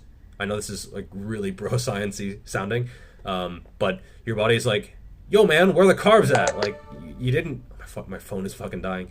It's like you get used to the carbs, and therefore your body demands more carbs the days after, and so you might have to sort of break through that hunger wall in order to get back to your maintenance calories because you had that super high day. But I would say, just generally speaking, eat normally. Don't do anything weird. Don't do anything like super fasted or restrictive or like a super long workout. Just eat normally. Be aware you're going to have some water retention as well. And don't do anything super extreme. It was at full battery when I started this terrible idea of a Q&A. All right, question number 71, plowing on through. How to have better morning lifts. Can't do squats, deadlifts, bent over rows because of the joint stiffness. Morning stiffness, I see. And lower back feeling very unstable at that time, even with proper warm-ups. I'm assuming you can't work out in the afternoon or evening, otherwise you just would, obviously. I would say warming up is, well, you say you do proper warm-ups. Yeah, you're fucked. Sorry. No, I would say just go lighter, higher reps, learn to brace. This sounds like a bracing issue. Get some coffee in the system, maybe wake up an hour earlier. If you're super busy and you only have the morning to work out, perhaps you have the weekend where you can put all your spinal loading shit on that day, and then the other days it's more sort of single leg work and maybe RDLs, chest supported stuff for rows, etc., which is easier on the spine. But I don't have a great answer for this one, just because it sounds like you have all your bases covered. But I would say it's probably a bracing issue if your lower back feels unstable. So learn how to brace. Alexander Bromley is a great resource for that. And yeah, just learn how to pressurize your core and to get that area stable. 72, what assistance work would you do to increase your bench press? oh, overhead press, push press, cloak off press, lateral raises, upright rows, just the basics. No, I'm just kidding. Usually overhead work doesn't do much for your bench. I would say, obviously it's going to be different for every single person, and obviously I am not a bench press connoisseur, clearly, with my 115 kilo PR. Oh God, I said that on camera. But, so if you find out what assistance works for me, let me know. I would say usually close grip work, feet up work. So if you're used to having a huge arch, just taking that out and getting a bigger range of motion is going to be a good thing typically. Incline work for some people, dips are great. Machine work can also be good. For some people, if you really feel like a machine press gets you some good, juicy chest hypertrophy, it's a good option. Flies, I think, are underrated if your shoulders tolerate them. But generally speaking, just getting a bigger chest, bigger shoulders, making sure your upper back is, able to get in a good position, improving your technique, etc. Usually just more benching and close variations is going to be the best. But again, not a bench expert. Number 73, what is your favorite food? Anything within reach. I'm on a seafood diet. If I see food, I eat it. It's sort of a mix of Western and Chinese and other Asian, like Thailand and Japanese, and I'm not a picky eater at all. So basically anything within reach, anything within sight, as long as it's nothing weird.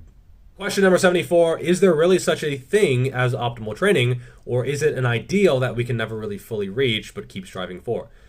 Yeah, so optimal anything, well, maybe not anything, but optimal, basically anything in life that involves humans is sort of more in theory than in practice. Like, I have an optimal marriage, or I have an optimal YouTube channel. Like, what does that even mean? It's sort of hard to define at times. And even for training, it's going to depend on your goals. It's going to depend on so many just entropic factors just chaotically floating around that you can chase it, but you'll never fucking obtain it. And I guarantee you that even like Olympic gold medalists, people setting world records, a lot of the time they're not optimal, or they might be succeeding in spite of what they're doing. And so, and I've seen that. I've seen like the training programs of elite athletes, and maybe I'm just too dumb to understand them, but a lot of them I saw and I was like, seriously? The fuck? What? How did they do this off of this? And maybe they had some like hidden secret, or maybe it wasn't real and they're just sort of like throwing people off the scent by putting out bullshit plans to their competition. Oh yeah, like my best deadlift accessory, bicep curls. That's all I do, bicep curls below my deadlift up. So basically, no, there is no such thing as optimal training, and it's just something that it's just a process that you try to get better over time, and you have to realize you'll never perfect it anyway. All right, number 75, how would you program single set upper body only training? No strength training for lower, only running and biking because legs are plenty big. That sounds like a full custom plan. My custom plans I put a ton of work into, so if you have like specific sort of personal questions, I can't really do that in a Q&A. I spend easily an hour to up to 2 hours on my custom plans. A lot of work goes into them. A lot more thought goes into them. All the questions here, none of them had a lot of research or any research at all. It's really just off the top of my head. Whereas a custom plan has a lot more of a process and is a lot more involved. And thus, I charge money for them because it's just a lot more work on my part, and there's a lot more value in them. So in this kind of thing, for me to put together a whole program, it's not really possible in a Q&A. All right, next question, number 76. You seem so content with the money you make in spite of putting in a lot of hard work. Don't you think that earning more could help you? And how do you draw that line between having enough money and too much money? You can skip this question if you find it too personal. Congrats, and 100K subs within a year. Thank you. That makes it seem like I'm a poor little bitch. I've actually made more money this past year than any other year in my life. And even though things started pretty slowly in like January, February, And, in 2020, I made just under $40,000 a year. And I know a lot of people are like, holy shit, you're working 80 hours a week, 90 hours a week in and week out. You deserve more. Maybe I do. But at the same time, right now I'm making 4 or 5 times the average salary here in Shenzhen. And I don't really have a need to earn more. So even though people's expectation might be higher, or it's lower compared to some other YouTubers or whatever, to me, I don't care what other people are making. And I actually think that if you focus too much on money, it degrades the quality of your video and of yourself, because that is sort of mentally selling out in a way. So if you focus too much on the views, the subscribers, the clout chasing, etc., you're putting out video titles like "Sugar is good for you" just to get more views, clout, and money. To me, I think that's a form of selling out, and I don't want to do that. So I stand by every single product that I put out, my book basically, or any content that I put out. But even though a lot of companies have contacted me and been like, review our massage gun, that kind of shit, to me it's not really worth it, because I already have enough. My wife and I's second anniversary just passed, and she's like, honey, what do you want for an anniversary gift? I couldn't think of anything. Literally nothing. It wasn't even like, I'm being modest, don't get me anything. I couldn't think of anything.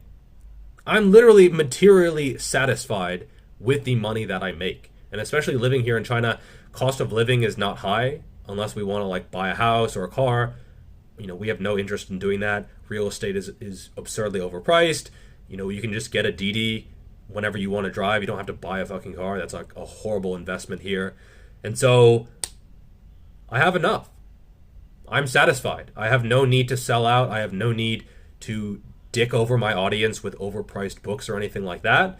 And, I can sleep very, very easily at night because of that. So, even though I'm sure I'll make more money in the future, it's more of a scorecard kind of thing and how much value I'm bringing. Because I know no matter how much value I make, I'm putting out, 10 times that or 100 times that in terms of helping other people. So for me, even though people might think $40,000 in a year or whatever is low, to me, it's not low because it's enough. All right, number 77, I've been lifting for a year, man, but I've stopped going as hard as I used to for a bit because I have my exams. Exams shouldn't really affect how hard you train. It's just not, that shouldn't be a thing. You should have enough mental energy to fuck up your exam and then fuck up the weights. You can, it's not like a physical thing. You can actually fuck two tasks at once. Sorry for being vulgar. And just cycle my way to places. What training split should I start to maximize my gains? In my condition, I have 1 hour, 7 days a week, and a limited amount of weights, 20 kilos. Again, custom plan. I can't, detail what you should do because I don't have enough information. It takes a long time. It's a Q&A. Not fair to paying clients. Not fair to me, etc. Number 78, has completing Jeff Nippard's program changed your opinion on anything in my book? That's a lot to sort through mentally because my book is 200 pages, 60 plus thousand words. But I would say fundamentally no. Everything I wrote in the program in the book is generally more general, and therefore I don't think it really would change anything that I write. But it might change how I train personally going forward. Perhaps, avoiding failure a little bit more, especially on the bigger compound movements. Perhaps taking a more long-term view, holding back a little bit, etc. But that's not, when I wrote the book, I wrote it with the audience in mind, not myself in mind. So I don't think that issue really manifested itself in the book anyway. So it's not something that I would really have to change in the book because it wasn't in the book in the first place. Number 79, what is your opinion on MPMD's, more plates, more dates, video in regards to casein before bed? I've actually seen that video. And I still do recommend casein, but I actually sort of now recommend it a little bit earlier. I don't think it has as big of a sleep disrupting effect. So I don't fully agree, I guess, but I do see his point, absolutely. And I think if it affects your sleep noticeably, then it's not worth it. If it doesn't seem to affect anything, then it's probably okay. Obviously, you can't always notice sleep quality because you're fucking asleep.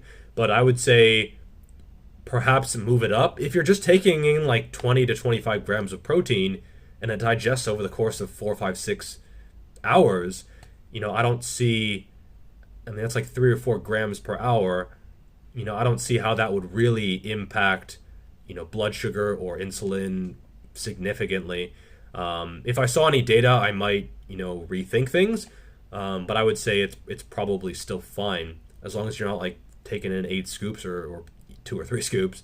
And it's a more moderate amount. It's not like right before and you feel fine. Then I would say it's still okay. All right, number 80. We're just pounding through these. It's only taken a few hours. If you had bottom tier genetics, but you got close to your genetic muscular potential, would you still at least look like you lift and be able to get reasonably lean, 12 to 15% body fat? So when you say bottom tier genetics are varied. So you have genetics for all kinds of stuff, for muscle growth, for insertions, for height, for your frame, for your level of leanness. There's just so many factors where most people who just say, oh, I have shit genetics, they don't know what the fuck that means. Or they say they have good genetics. They don't actually break it down into what the actual features and traits are, let alone the actual goddamn genes. So when someone says, oh, my genes are bad, my genetics are bad, I'm like, which genes? Do you know which genes are bad? And they're just like, oh no, I get shitty results. More often than not, someone gets shitty results because they have a shitty process. Okay, so if you put shit into your process, you get shit out. Okay, so this isn't, I don't mean to attack the querent or anything like that, but I would say yes, even if you have like bottom 20% genetics, 10 to 20%, maybe even lower, you can still look like you lift and get reasonably lean. On the other hand, the definition of look like you lift is a little bit gray. Like, it doesn't actually mean all that much. I get accused of not looking like I lift. Yes, me. So if I get accused of not looking like I lift, I would say it's certainly possible that someone with worse genetics will get that as well, at least from some people who maybe they consume too much steroid or fake natty Instagram content. So a lot of it is perspective as well. All right, number 81, should we have a light training day and a heavy training day for each muscle group for maximum gains? I assume you mean per week, and I would say this is fine.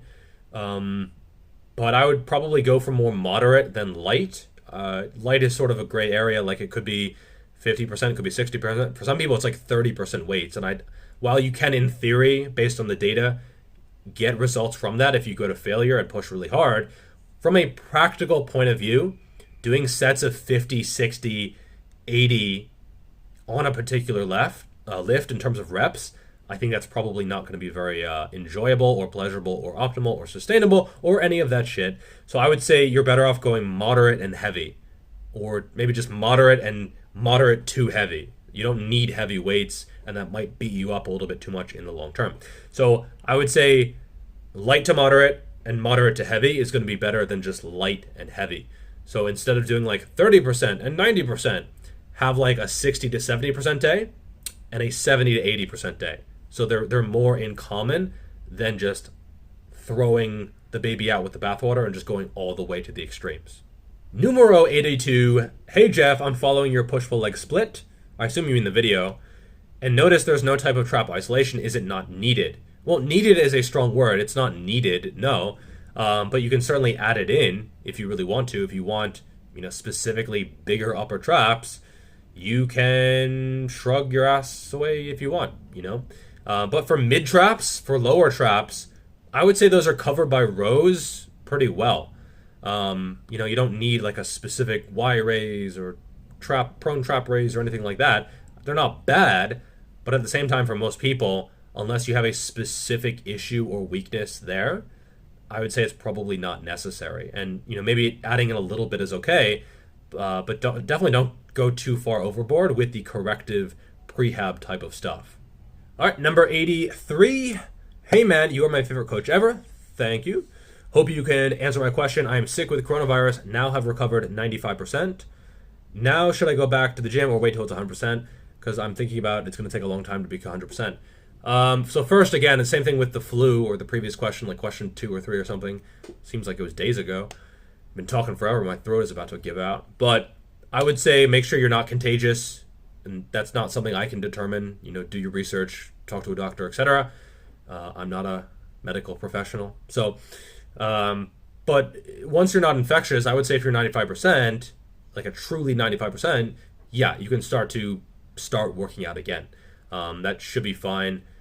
You don't necessarily need to be 100% to start up again. But keep in mind that working out is a stress, and you don't want to relapse or anything. So definitely go easy at first.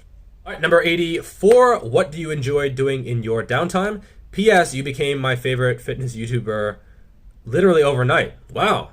New fan acquired. I actually don't get a lot of downtime. So I mentioned in a previous answer, I work around 80 to 90 hours per week, not including working out. And so, I don't have a lot of downtime. It's mostly just work, content creation. And if you want to do anything great, you have to be willing to sacrifice the balance in your life. I don't have any work-life balance. Work is my life, essentially. So, which I'm okay with. It's fine. I still see friends occasionally, but it won't be like every single day or every single week even, or maybe even every single month in some cases, just because I have a lot of shit to do.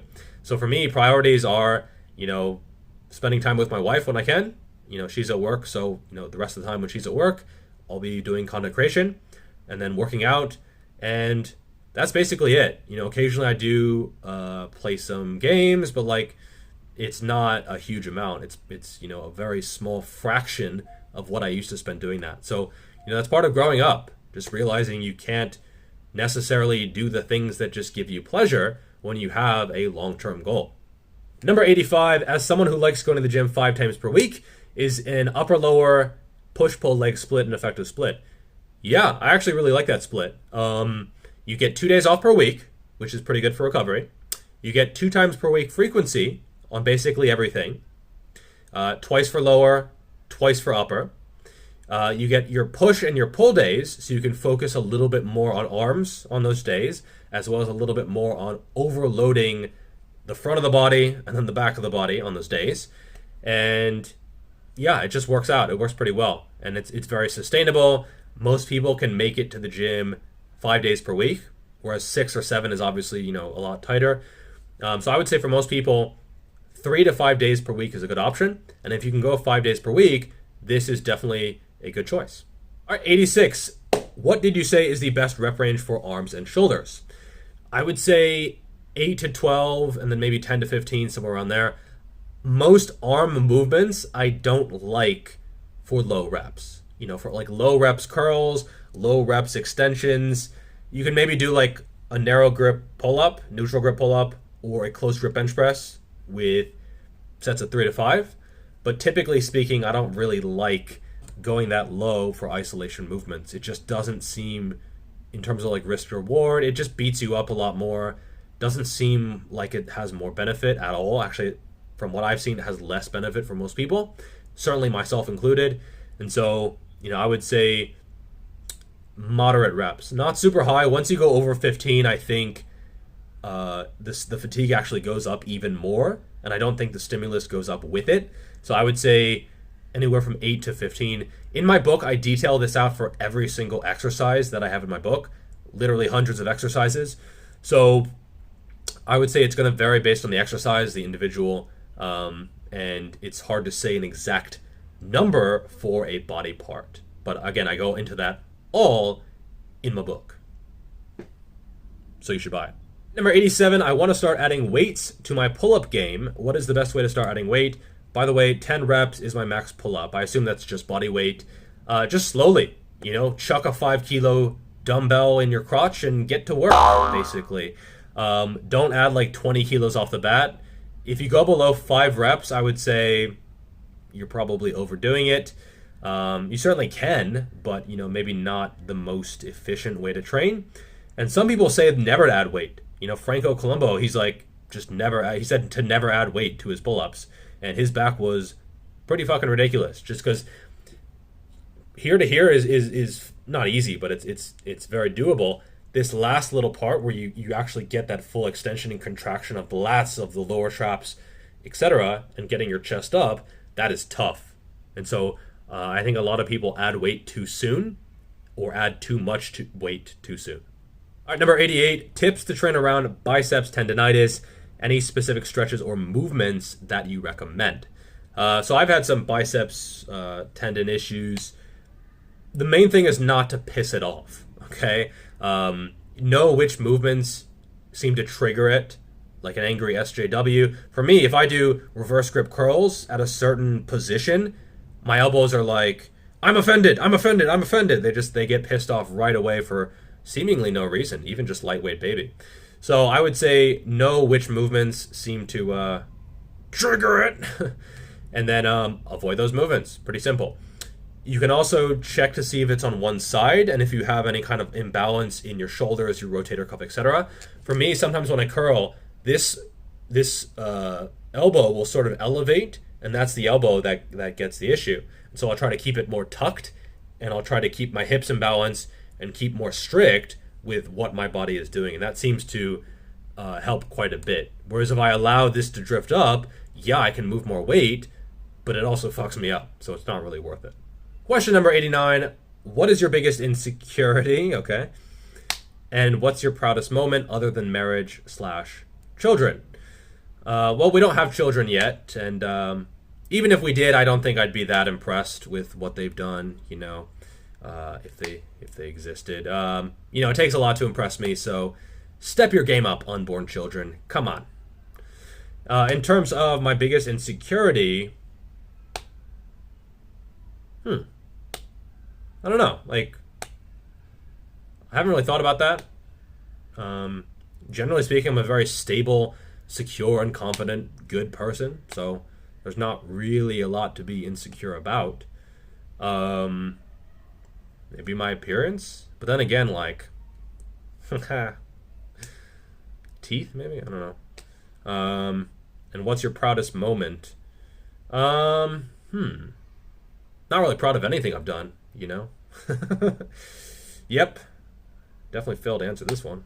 Number 90, what is a topic/new format of videos you are excited about covering on your channel in the future? Love the amazing content and curious how many questions would there need to be for you to decide against the I answer all your questions videos. Well, this one's getting pretty close. I've already been sitting in this fucking chair for 3 hours. Excuse me. So, a new topic or format. If you have any suggestions, definitely let me know. I'm open to feedback as always. I like to keep this channel sort of very back and forth, building a community. It's not just about me, even though my name is the channel, I guess. So I guess it is about me, right? But I would say one thing I've sort of rethought but not decided against is the call-out style of videos. Just because I'm not sure how productive they are, and I tend to get a lot of shit for them, which normally doesn't bother me, but it's just annoying to deal with. I can take it because I know I'm right. That's the thing. If I call it a scam, I know it's a fucking scam, and people are like defending the scammers, and they're like, you're a fucking piece of shit, like, what do you know? Like, mind your business.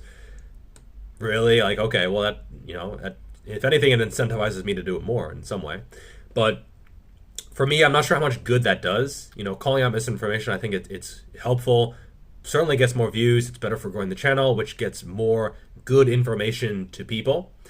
But at the same time, like, it's sort of a pain in the ass to deal with at some point, like my Ryan Humiston video, where he talked against progressive overload and compound movements, and I'm like, no, you're a hypocrite. You used to train exactly the way you say not to train. That's how you built your fucking physique. That has like 55% like rate. And the FitTuber video, where I spoke out against him telling people to focus on your pituitary gland to get taller, or eat bamboo to get taller because bamboo is tall, like that kind of shit. Just this kind of pseudo bro science, just the absolute worst. Him having affiliate links to literally rotten products that have mostly 1-star reviews, that kind of shit. That has under 50% like rate. More people disliked that video than liked it. and far more because my fans saw it first, then it placed in search, and his fans saw it. And so now it's like getting 20 or 30% like rate. Most people dislike it because it's just a cultish bullshit mindset where even if you show people how bullshit and how someone is taking advantage of them, they don't even care. They're just like, nope, this guy's the best. You don't know shit because he's the best and you're shit, even though what you say makes sense. No. So in some ways, it's sort of ranting a little bit, but in some ways, that kind of content kind of is a pain in the ass to deal with later, even if you're right. All right, number 91, I was lower body dominant even before I started lifting. My upper body was super skinny, and my lower body was quite muscular because I used to play football. Even after training around that 8 months and gaining some decent mass, my lower body still overpowers my physique. So instead of push, pull, legs, I'm doing push, push, legs, arms. Is it optimal for me? Well, saying something is optimal is really tough, but I would say it is viable. It is potentially fine. You don't have to work your legs twice a week, especially if they're an overpowering part of your body. If you don't really have goals of getting them bigger, once per week, totally fine. You could even just have a rest day, so it's like push, pull, legs, push, pull, with 2 days off thrown in there. I think that's fine as well, but the arm day is okay as well. All right, number 92, do you think that Mike Israetel speculates too much? Well, this is going to be a loaded question. His progression model, supercompensation being better than constant progress, the P-ratio discussion, his debate against the barbell medicine guy, whose name Fagenbaum, Jordan, the guy. I like him, actually. About pain and injury, his use of soreness for adding volume. Okay, so I've actually seen all of the clips that he's talked about, so I can actually relate to this question. And I think in some cases, this is certainly the case. I think, sometimes he can go a little bit on the bro science side of things where there might not be data to back up what he's saying. And I do think he clashes sometimes with people who are more based in the research. That being said, I'm still a fan of his, and I do think he is generally on the right path. But I think sometimes he goes with more emotion than the data. And then people who go based on more the data than the emotion sort of like have a debate with him or a YouTube video or podcast or something, and then he is sort of forced to sort of reel back what he said, and then they come to a place in the middle, because that's what intelligent people do when they debate, when they argue about something. Generally, they're very polite. They realize maybe the truth is somewhere in the middle. But from what I've seen, often when they go into a debate, the truth that they agree on seems to be much farther towards the other person than it was Mike Israetel's stance. So, no one's perfect. No one knows all the answers. I don't think he responds particularly well to criticism. And most people don't in the fitness industry. It's really hard to actually take feedback and use it constructively, especially, like with the Lyle McDonald incident. It's impossible to respond positively to that because Lyle is such an inflammatory character who says stuff in such a dickish way that I completely understand why, Mike's response is just to flick him off and tell him to fuck off. I might even do the same. But at the same time, sometimes you have to be able to take that feedback and be able to adjust your own perspective, especially if you might be wrong. So I think even if you're a doctor, even if you know a lot about a lot, keeping an open mind and being able to adjust your perspective over time is something that's really, really important. So I think for the most part, I do agree, but probably not in every case. All right, number 93, how to target quads effectively while doing front squats. I feel a lot in my hips and hamstrings. That is unusual. Front squats should be basically the most quad dominant barbell squat. I guess hack squats aren't really a barbell movement, but at least in a machine. I would say stay very upright. Allow your knees to come forward. You can elevate your heels or use squat shoes if you need to, but go slow, go deep. Don't sit the hips back. Don't let the upper back cave. Definitely don't let the lower back cave. Stay very upright. You might want to look up slightly. Let the knees come forward. Go down slowly and really try to feel the quads loading rather than the hips sitting back. That's very unusual. You shouldn't feel your hamstrings in a front squat. So, I would need to see a video. It would need to be like a consultation kind of thing. I do offer 3 free video consultations, video form checks with my custom training plans. So that might be a good option. But yeah, I would say this is very unusual, and you might have to adjust some of your technique pretty significantly. Number 94, almost 100. Just wanted to thank you for making these videos. What do you think about natural hypertrophies? He's a YouTuber, if anyone doesn't know. Really, really underrated method of supersets on all of his exercises. Won't they drop the quality of set as you told us in your book? I would say for most people, yeah. I would say for most people, you don't want to have an immediately back-to-back effort. You can get away with maybe 30 seconds, but then again, that's not really a superset. That's more of like a 2 sets somewhat close together. So I would say take the time you need to make sure the set is high quality. If you are very advanced and very mentally equipped to be able to change between exercises quickly, then it's fine. But I think most people are not really capable of doing that. Maybe he is. I would say I certainly am not. I wouldn't be able to just be like, squat, then fucking rack it and roll over and fucking do a barrel roll, and then now you're benching, and then, that might not actually be what he means, but for me, I need to take a little bit of time just to mentally reset, maybe to get my breath back, etc. So I would say if you can pull it off, if it's fine, but most people probably can't do that, at least without, doing it for a little while. 55, how much running should you do in a week so you don't burn any significant muscle? 0? Again, a lot of these questions are super individual and it's hard to say. You should notice how much you can get away with. 100 miles per week? Fuck no, obviously not. 50? Probably still no. 30? Probably not, but maybe. 20? Okay, maybe you're getting into where it's okay. Especially if it's slower, if it's not as intense, if you're in a well-fed state, etc. It depends if you're in a deficit or a surplus. 10 should probably be okay.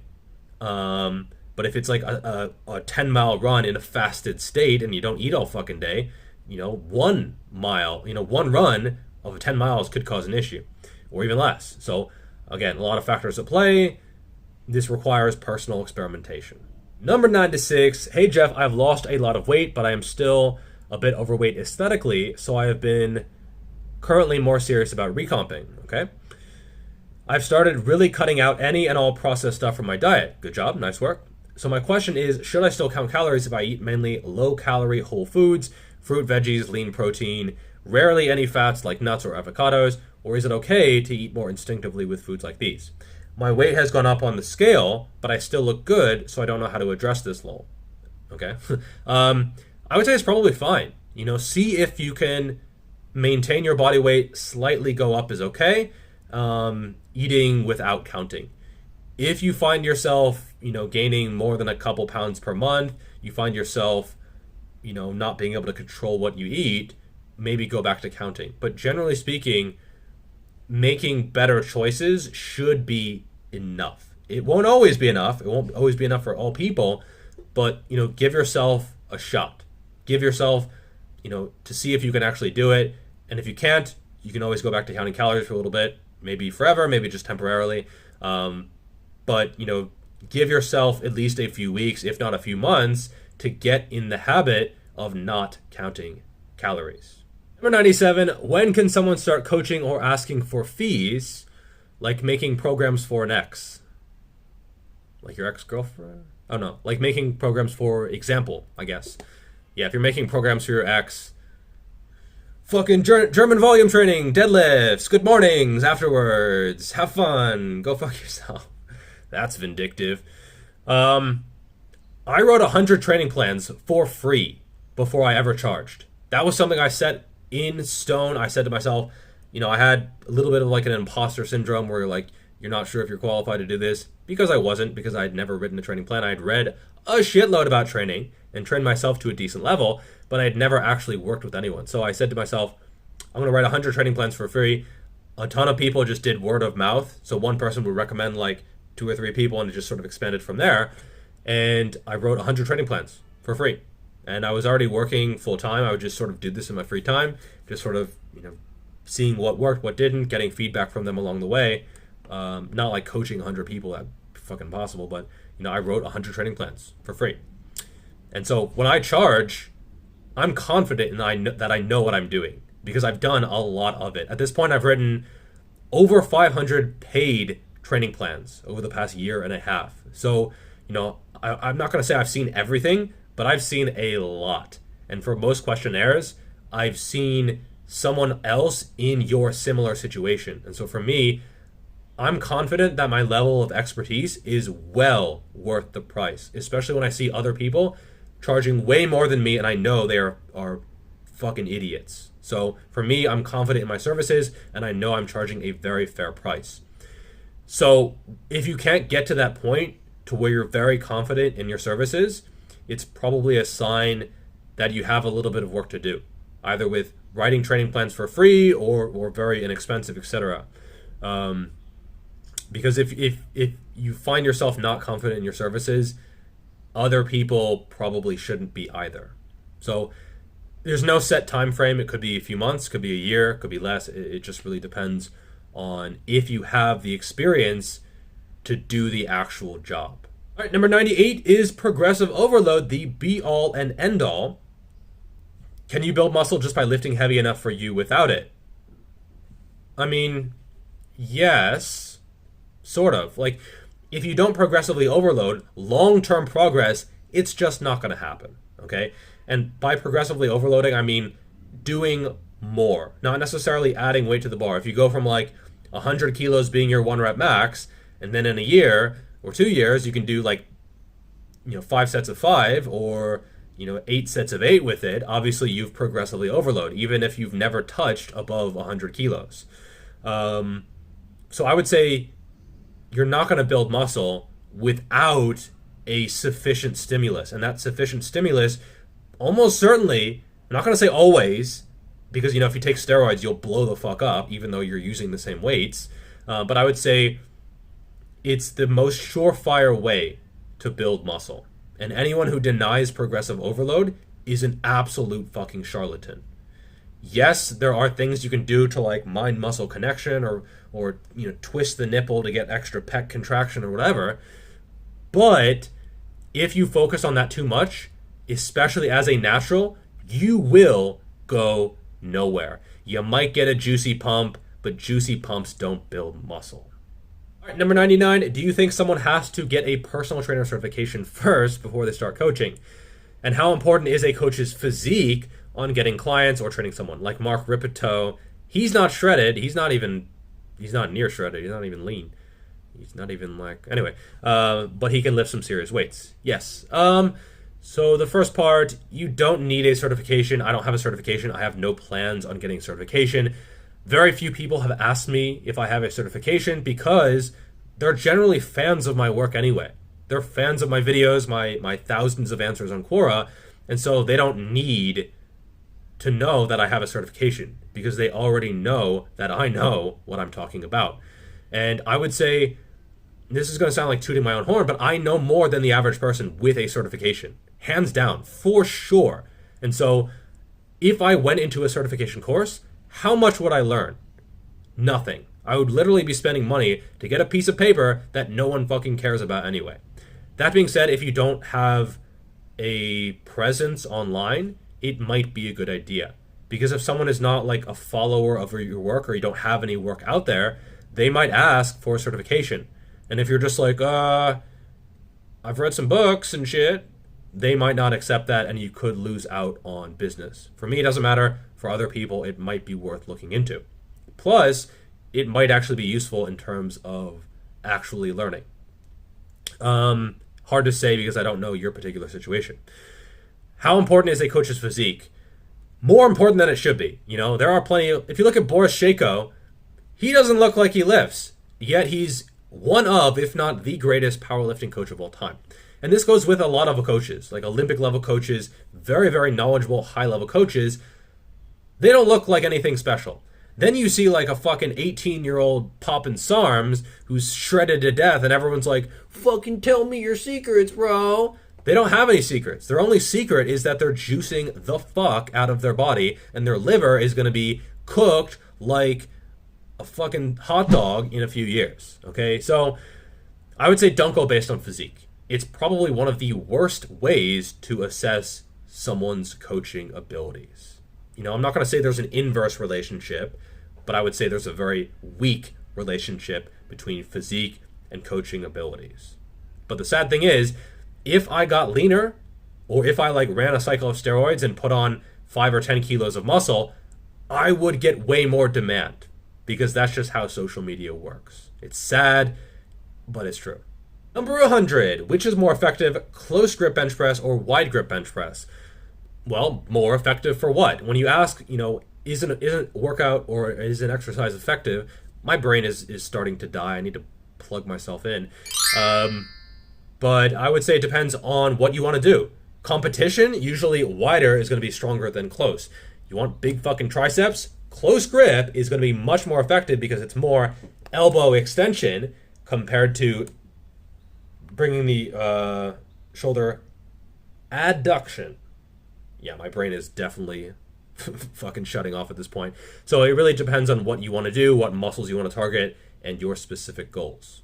Chug some coffee should be fine. Some people get low blood sugar. I tend to think of it as just low caffeine levels in the blood. All right, so is it okay to do pull downs instead of pull-ups? Yeah. Is there any difference in the muscles involved when doing these?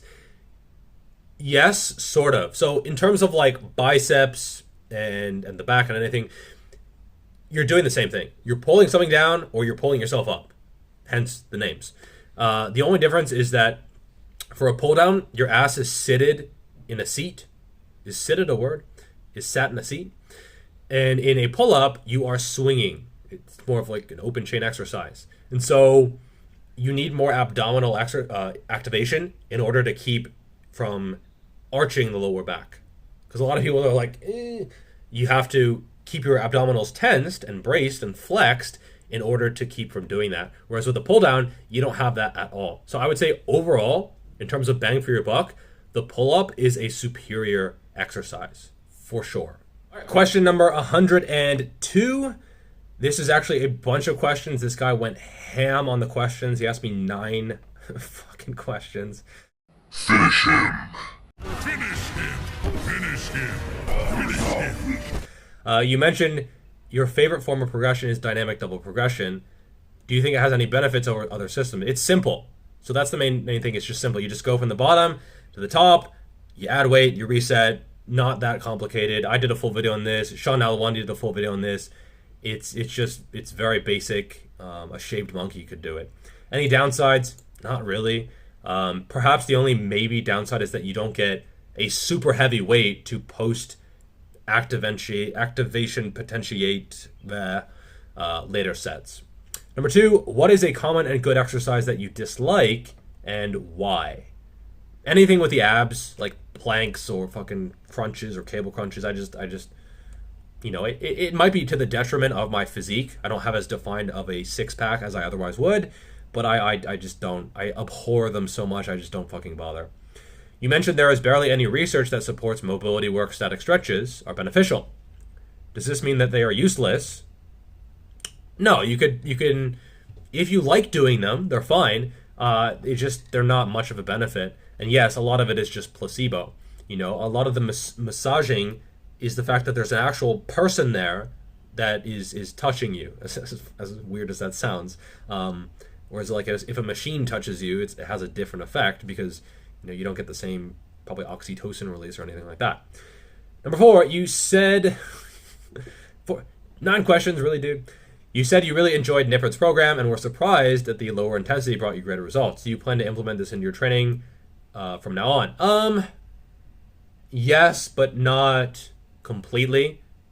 Like if you have a bunch of data saying one thing, and then you try one thing and it brings you slightly better results, you don't go all the way here.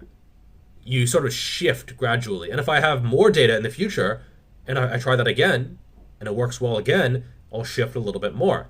But, if I see a study or if I see something work once, that doesn't like redefine my entire view of the world. I think it's more of a gradual sort of shift back and forth. So it has had an effect, and it's something that I will absolutely consider, but it's not like it's completely game changing. A common prehab advice is that posterior chain work upper body pulls should be equal or higher to anterior chain work upper body pushes. Do you find that to be true in your experience? For upper body, yes. For lower body, I'm not entirely sure. If you do a lot of squatting, I don't think you get muscle imbalances from that. But if you do a bunch of pushing, I think, yeah, probably. So for lower body, I don't really think that's as true as for upper body. Was it confusing to switch to kilos from pounds once you moved to China? Not really. You want to switch from pounds to kilos? Just divide by 2, subtract 10%. So not that complicated, really. Plus, I'm not that strong, so the numbers are pretty easy. Self-burn. Finish him. Finish him. Finish him. Finish him. Finish him. How do you determine if you are an intermediate or not? Blah, blah, blah, blah, blah. So it's not based on the amount of weight you lift, because that's not really going to be... You have some beginners who are just absurdly strong, way stronger than me. Then you have some advanced athletes who they are closer to their genetic muscular potential or strength potential, and yet they aren't all that impressive. They might be weaker than a fucking beginner. So I would say it's more based on how close you are to your genetic muscular potential and how you can progress. So if you can progress week to week, you're a fucking beginner, okay? If it takes a little bit longer, maybe intermediate. And if you can only peak every so often, you're definitely more advanced. So I would say it's better to go based on that than like, I can hit an intermediate strength standard. Not sure how much value that actually has. That being said, the Russian system actually does do that. It's like if you can deadlift this much, you are master of sport or whatever. That was terrible. All right, next one. Do you have any fitness channels that you used to dislike and now enjoy, or vice versa? Why? Don't answer this if you want to start drama. I would need to think about that. Maybe I'll do a full video on like channels I changed my mind about, because there are definitely a few that come to mind, but I want to be able to phrase that in a more professional and useful way than just like Q&A kind of thing. Who is your favorite superhero? I would say superheroes are for children. Hulk. All right, question number 111. What do you eat in a day to get above 100 pounds, or 100 grams of protein? I do not have protein powder, and I really struggle to even get above 70 grams of protein. Maybe by doing a full day of eating, I can have some tips to increase my protein intake. Okay. I don't have any plans to do full days of eating. I don't think those have actually a lot of value. There's plenty of information out there that doesn't have to be like, mukbang, watching me eat, that kind of stuff. I eat meat. I eat fish. I eat milk. I drink milk. Just basic foods, basic protein foods. It's not anything complicated. It's not like I go out of my way to try to hit a certain amount of protein. 100 grams per day might be fine. It might be too much depending on your body weight. But, I would say just gradually add in protein-containing foods to your diet. If you're vegan or vegetarian, this can be tricky. If you're not, this should actually not be that difficult. Just get in some animal sources of protein and you should be fine. You might need to count, but it's not like there's some kind of magic video that I can make that'll make this a whole lot easier. Most of it's just, putting in the work, writing it down, and making sure you actually do it. 112, how to lift weights with an anterior pelvic tilt. Do I need to bring my pelvis in neutral or posterior tilt before lifting heavy? No. Okay, this is something, lifting is actually going to help this. Okay, if you do RDLs, back extensions, hip thrusts, any kind of deadlifts, squats, make sure you know how to brace, make sure your lower abs are engaged, but you shouldn't have to do a whole bunch of corrective shit before you start lifting. Lifting is the corrective shit, okay? Nothing is going to help your posture as much as lifting, okay? So I wouldn't worry too much about this. Don't overanalyze. Just make sure that you are in the right positions. If you are slightly anterior, honestly, it's not the end of the world. A lot of Olympic weightlifters, they are in anterior pelvic tilt all the fucking time, because they're always in this extended position because they're always pulling cleans, and they want to be extended as they move explosively in order to maximize performance. So they are always in this sort of extended arched position, and yet they perform incredibly. So I would say don't worry too much about posture. It's incredibly overrated. I've seen so much bullshit and pseudoscience in the industry selling like, courses to do with your posture and posture correction braces and all kinds of shit. Just lift. 1-3, if you haven't answered yet, then what is your advice you would give to a teenager trying to get jacked? Are there any differences in training or diet between teens and adults? Puberty influences muscle growth. Yeah, it does, but it doesn't really influence like the details of training. Should teens cut just for the sake of getting leaner than last time? No, okay? Just because you see some shredded guy on social media who may or may not be on drugs doesn't mean you should cut. And I would say if you cut unnecessarily, it'll slow your progress in terms of muscle growth for sure. And it might even mean that you can't get as tall as you otherwise would, especially if it's like 13, 14, 15, 16, when you're like supposed to be fucking growing and instead you're cutting. You could be shooting yourself in the foot in terms of height. So I would say just focus on the basics. Don't go into like any kind of short fix. Just learn technique, be consistent, try to get stronger over time. Don't do anything extreme. Just the basic shit that I basically preach to everyone. Teenagers aren't really any different other than maybe they can make faster progress due to growth hormone, testosterone levels, the fact that you're in puberty, etc. But no really major differences in how you go about things. Number 114, any value in GPP work? If so, how do I throw it into a routine? Hard for me to say because I don't know your routine, and thus throwing it into the routine is going to be different for every single person. But I would say, sprinkle it in. Be wary of lower body days. That's the biggest thing. So if it's right after a lower body day or right before a lower body day, definitely go by feel. Don't overdo things, and try to keep it as far away from those leg days as you possibly can. 115, hey Jeff, love your content. My question is a slight hip shift during a squat normal or something to worry about? I have tried all the hip and ankle mobility exercises. It depends how much it is. I would need to see a video again. It's offered with the custom plans that I do. I can check 3 of your lifts for free as an add-on, which can probably help. But I would say it could be an issue. It could be not an issue. It's something definitely to correct and to keep on top of, to be aware of. But I also don't think you have to like reduce your weights to just body weight squats and make sure you do all these sort of weird corrective exercises. I think Squat University goes way too far in this direction where it's like you see a slight hip shift and you're back to square one. Like you fucked up, you landed on jail, and now you got to pay $200 and go all the way back to the first square of the game. No, okay? You can probably correct the issue with single leg work, with reducing the weight, with concentrating, with maybe doing adductor and abductor work, and then often just sorts itself out. Like you'll have hip shift one day, you sat weird or you sat too long at your desk or something. Then the next session, it's fine. So I wouldn't get too worried about this, but definitely monitor it going forward. All right, question 116.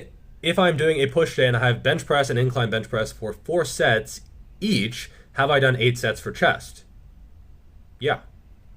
How do you count how much a muscle is trained if you are trying 2 times per week frequency and above 10 sets per week? You just count the number of sets. You can go over 10 sets per week and still count. I assume you can count past 10. Ugh, user burn. Subscriber burn. But yeah, it shouldn't change based on like how many sets you're doing per week. You just count the number of sets. It can get complicated if it's like, okay, well, a bench press is a set for chest because that's a prime mover. But what about triceps? What about shoulders? What about leg drive? Is that training the legs? So it's definitely an imperfect system, but it's probably the best system to use, nevertheless. 17. What percentage of their maximum size do powerlifters gain, and what percentage of their max strength do bodybuilders gain? Say you had 2 identical twins, one trained powerlifting for 10 years, the other bodybuilding for 10 years. Yeah, so there's no way to say. 80%, 70%. Most bodybuilders are pretty damn strong. But they also train in a way that is safer, that has more variety, that focuses more on muscle growth, more on that mind-muscle connection. And a lot of powerlifters, yes, they are very muscular, but they're not going to be as muscular as bodybuilders. So I would say a bodybuilder or a powerlifter will get closer to a bodybuilder in terms of size than a bodybuilder will get closer to a powerlifter's numbers in terms of squat, bench, deadlift, because there's a specialization aspect there. The biggest visual difference is probably body fat percentage. That's probably the biggest thing. People are like, powerlifters aren't muscular. Well, they are, but they often, especially the super heavyweights, they're like 30% body fat, 35% body fat. So they don't look muscular. They might even just look fat, even though they have a ton of muscle. Number 118, I'm primarily a runner/cyclist. Any tips on how to incorporate strength training and what strength training to do? I would stick to the basics. It's not like everything changes if you're a runner or cyclist. A custom plan is helpful here because I have experience in both, which most, gym people don't. But a lot of it is managing your fatigue, setting everything up intelligently in the week. Don't, go for a long run the day after a bunch of squats, etc. And just, making sure your fatigue doesn't get out of hand, making sure you're not getting too overreached. A little bit is okay, but, a lot of it is going to be personalized. So again, this will be a personal plan just because there are a lot of factors that go into this. 119, what is everything you do in a day or a week? Well, it's basically gym, work, time with my wife. I should have said that in the opposite order, but she doesn't watch this anyway, right? Between you and me, it's a lot more work than time with her, unfortunately. But yeah, so there's not like a lot of other time that I have to do other things. A lot of it is just sort of a very, very unbalanced content creation driven type of life, which again, I'm fine with. I answered this a little bit in a previous question, but you have to be willing to sacrifice some things if you want to really attack a significant goal. No one has ever done anything significant in human history without having a pretty unbalanced life. So I think it's something that you have to accept at some points. Number 120, I am a 15-year-old vegetarian boy who has almost finished puberty. I wanted to start lifting, so where exactly should I start and what diet should I most likely follow? Well, you probably live with your parents, I'm assuming. So the diet side might just be like home cooked meals, which is completely fine. Like that's actually probably optimal. As there obviously won't be a lot of meat. I'm guessing you're Indian, but you can still get enough protein. You might want to start with like body weight kind of things. Just progress gradually. Watch all of my videos. I have 250 videos, and I recognize your name, so I'm sure you've seen a bunch of them. But again, it's hard for me to actually say, do this plan or do these lifts because I don't have more information about you, and I can't really write a progression for someone when I don't have more information about them. Question 121, slight hip shift in the squat, again, due to strength imbalances. Will split squats fix my issue? And do I do more reps and sets on the weaker leg? I think it's a good start. I think it's a good way to identify the imbalances. But in terms of that fixing it, I'm not entirely sure. Sometimes you don't actually know which leg is weaker, or sometimes it's not even a leg weakness. One side is maybe twisted or a little bit more internally or externally rotated. You might have, a little bit of a twisting action in it. So it's not necessarily a weakness. It's not like one leg is weaker. And so it can be hard to identify sometimes. I would say do the same reps and sets on both sides. Cater to the weaker leg, but you probably don't have to do more on the weaker leg. Just doing an equal amount is probably enough. 122, what are the best parts about living in a Chinese city compared to an American one? Well, to tell you the truth, it's been a very long time since I've been back to the States. It's been the better part of a decade, basically.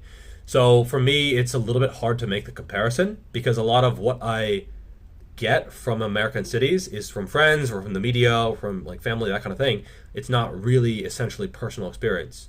Plus, this is the only big city that I've ever lived in, so it's hard to like compare this to New York City or something like that. I've been to New York City, but living in a city is totally different from just visiting. Generally, Shenzhen is very clean, very safe. Public transportation is insanely great. Cost of living super low.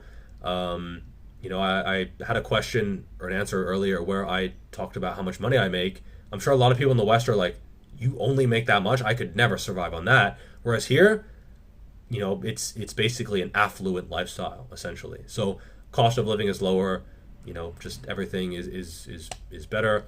Parks everywhere. Everyone is friendly. I speak the local language, Mandarin. I don't speak Cantonese, just Mandarin. And so, quality of life is very, very good. That being said, some people don't handle the transition very well. I'm pretty mentally durable. And so for me, I could live anywhere. I could, as long as I have an internet connection, and then my wife, again, should have reversed those in the order in importance. But, for me, I don't need a lot of things. So I could basically live anywhere and be fine. All right, question number 123. Hello from Ireland, and congratulations on the ongoing recognition and success. Thank you. It's been a year in the making. So right now my channel is going sort of not viral, but exponential. The growth is much more than it was a month or two ago. But it's been a year in the making. That's just social media. You suffer in silence for a while, and then all of a sudden just boing. But it's nice to see nevertheless, because it's hard to keep motivation when you see just like flatlining views sometimes. I have various snapping tendons around the knees, elbows. Again, so shoulders and hips, snapping is generally not good at all. But for knees, elbows, if there's no pain, I think it's probably okay. Try to avoid the positions if you can. Like if you do, let's say you're doing dumbbell extensions like this, and this just like your elbows like snap, snap, snap, and you do this and it's fine. We'll just do this. I think this is just as good as this, and so you might as well avoid the snapping. Whether it will result in worse pain in the future, hard to say. I'd say probably not, but like gun to my head, I can't say 100% either way. 24. The day after doing squats, I usually feel soreness towards the front of the top half of my leg, right above the knee. Okay. Front of the top directions. Is this quadriceps soreness, or is the knee being fucked up due to poor technique? That's really tough, because it could be normal soreness or it could be the other one. It's really hard to say. It's something you have to be able to internalize. Separate normal soreness from pain, okay? There might be some overlap in the middle, but you should be able to tell, generally speaking, if something is normal soreness or if you mess something up, okay? Those should be quite distinct, and it's hard for me to say either way, impossible for me to say either way. So it's something you really do need to internalize and be able to do with your knee or with any body part. All right, number 125, benefits of being very flexible and mobile, sports specific and weightlifting specific.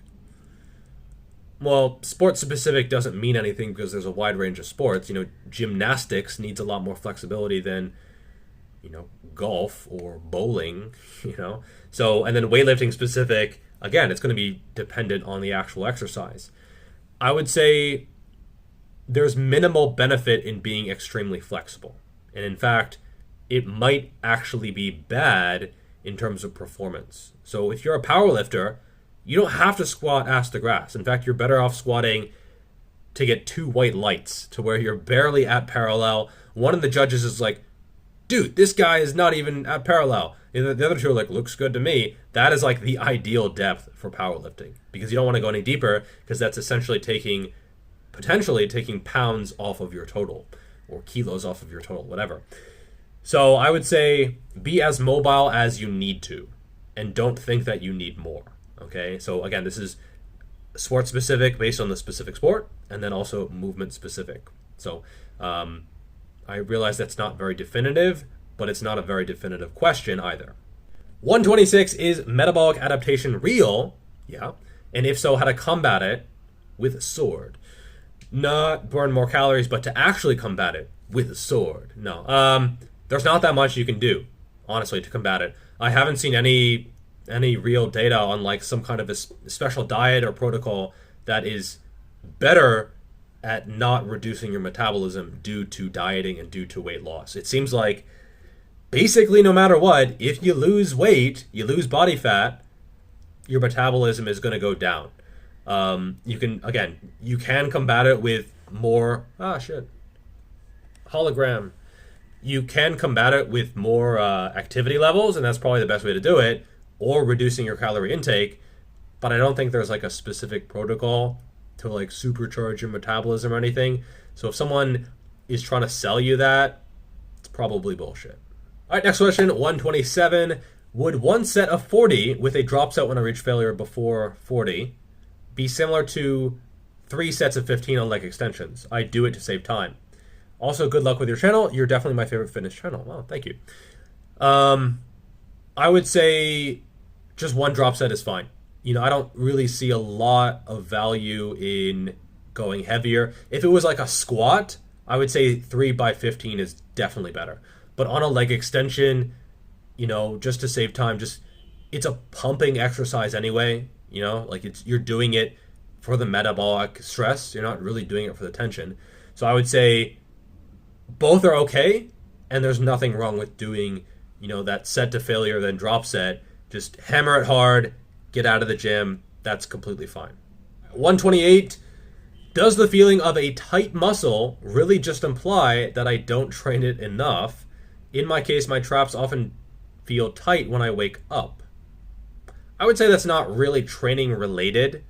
I also wouldn't think that's something to be too concerned about. Sometimes muscles just get tight. It doesn't mean you need to change your training or train it more, train it less, or anything like that.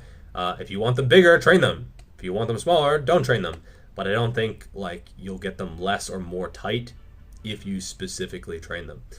If anything, if you train it more, it'll get more tight. So yeah, I'm not sure if training is the solution here. Number 129, would you leave everything behind to live in my house 24/7 as a personal trainer? Money is no issue. I also need someone to protect me from my powerlifting wife and controlling mother-in-law. As enjoyable as that sounds, I will have to politely decline. My wife might not like me moving to wherever you are and leaving her. Plus, I'm not really a financially driven person anyway, so, you know, honestly, if you paid me $1 million a year, I would still have to decline. All right, next one. Is it the same for muscle growth to do, let's say, 50 pull-ups throughout the day overall, 10 in the morning, 20 in the evening, 20 in the night, or 5 sets of 10 in some specific time? Well, the volume is the same. I assume that's what you're asking. But I would say if the 5 by 10 is much more challenging, it'll probably be better. Like, for example, if you space them out so much that no set is particularly challenging, it might be less stimulatory. Volume is going to be important, but if you're utterly avoiding failure, you're just not even close to effective reps. Sure, you know, grease the groove is a thing, which I mentioned previously in another answer. But I would say if you are specifically interested in muscle growth, the more difficult option is going to be more stimulatory and thus probably will get you better results. Next question. I do sometimes do, get stinging pain in my shoulder when I'm doing OHP or overhead triceps work. Any idea what could be the cause and how to work on improving it? Hard to say. Could be some kind of impingement, could be rotator cuff. Depends where the pain is. It's just really hard to diagnose injuries over the internet. You know, if it was a client, I could get videos of you doing it. I could, you know, tell you to like signal where the pain is. And so it's definitely possible to help that with a long-term client. But like on the internet, just in a Q&A, it's really hard to actually say anything productive other than just like stop doing the shit that pisses it off, reduce the volume, maybe use some variations, maybe strengthen your upper back, that kind of shit. Number 132. Oh my God, I've answered so many questions. Do you think body weight exercise progressions are a good way to build muscle? Yes, but they probably won't be as good as weights. Like, they're pretty good. I mean, the weaker you are, the better they are. So if you are a total beginner, you probably don't even need the gym. I have plenty of clients who have never been to the gym and have made really good progress. But eventually, I do say, okay, now it's time to get a gym membership. Whereas, if you're more advanced, you probably need the gym, and body weight stuff you kind of might graduate from. The calisthenic boys are going to be like, you can do fucking all these variations that are super difficult. Yeah, they're difficult, but often the limiting factor is the core anyway. And so if you don't have the core strength to do them, you're never going to work the muscles that you want to be targeting like you could in the gym. Need more coffee. All right, 133. During a full body routine for novice lifters, are there any muscle groups that you feel are important and sometimes overlooked, and then now shown and not shown enough attention, contributing to underdeveloped groups that you see in more intermediate clients? Yeah, so rear delts, side delts, forearms, calves, although sometimes you can't do that much about them, hamstrings for sure, sometimes obliques, but often people don't even want big obliques. Traps, like mid and lower traps. Upper traps, often are fine, but if you look at the middle of the back, there's just nothing between the scapula. No lower traps, no mid traps. Rhomboids are non-existent. Do you even rhomboid? That kind of thing. They have great lats from doing pull-ups, but they haven't really learned how to really squeeze that part of the back. Rotator cuff as well. A lot of these muscles you can't see, and therefore they don't really get trained. Brachialis as well. I see a lot of guys with pretty decent biceps, but they don't really have like the thickness in this area. Yeah, I think that's a pretty good list. Generally arms, and then like supportive regions that don't get hit very well from the compound movements, and hamstrings and adductors. All right, number 134. Who or what got you into lifting? The spirit of the lift. The barbell just spoke to me. It said, Jeff, rise up. We shall overcome. Together we shall curl. In unison as one. No, honestly I don't know. There's no specific person. It's not like I saw Arnold in a magazine and was like, I want a big fucking chest. No, I just was sort of done with the running thing, and then I decided, well, time to get fucking jacked. It wasn't like to fill a void in my life. It wasn't like to get better with women. I was already slaying, obviously. So it was just something, I just figured I'd give it a shot, and then I enjoyed it, and I kept doing it. Nothing super inspirational or motivational there. I just did it. All right, number 135. How do I grow my muscles? I am skinny, been lifting 15 years. But when I start to eat more calories, instead of seeing my muscles pop out, anyway, I just lose the six-pack and become bloated. That's it. Help me, almighty Jeff. All right, in all caps, of course. I think maybe you're putting the cart before the horse. Okay, if you've been lifting 15 years, maybe it's the lifting that's the problem rather than the diet. I see a lot of people, they assume their diet is the problem. They assume they need to focus on their diet, the calories, the protein, the eating more times per day, eating certain foods, ratios of macronutrients, all this stuff, when they really just aren't training enough to stimulate growth. If you are not stimulating growth in the gym and you up your calories, you will just get fat. Your body will take those calories, which you thought were going to be going to muscle, and it'll just put them right on your belly. Okay, it's happy to do that. So I would say check your training before your diet. All right, question 136. What kind of warm-up / mobility routine do you recommend / follow? I don't do any specific mobility work. I just do the lifts with full range of motion. That seems to be completely fine.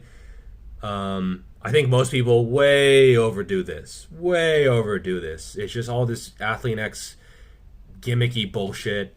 People want like this special trick to blow up their lift when they should just fucking lift, put more effort into their training, etc. So yeah, the answer is nothing. I don't do anything, and as a general recommendation, I don't recommend anything. Okay, I do have some clients on specific exercises for specific issues, but if I don't know your issues, I can't really give you specific recommendations. 137, importance of pre-workout supplements. Do you use any? No. I use coffee and carbohydrates if needed. Those two things are really going to be by far the biggest determinants of performance. So most pre-workouts, they throw a bunch of stuff in. It can have value. You might notice a difference, but I would say the majority is going to be caffeine, and then it's going to be carbohydrate consumption. Experiment, see if it works for you. I'm not saying don't use them. I'm just saying I don't use any, nor do I think they're going to be as important as some people think. All right, number 138, for someone who tracks calories and macros, does lean bulking with whole foods versus a more processed approach, I guess dirty bulking, basically, make any difference to one's gains from the bulk, disregarding things like energy levels, etc., because everything is equated, if calories and macros are all hit consistently? Maybe a small difference. If you have a more whole food approach, your inflammation might be lower, it might be easier to gain muscle, less might go to fat. I think there might be some small difference, but I'm not sure if it would be enough to be noticeable. And, I think perhaps having an approach where you could have a middle road should be fine. Like a little bit of your diet is more processed, but most is sort of a whole foods natural approach. But honestly, I don't think it would have that big a difference on short-term or moderate-term body composition.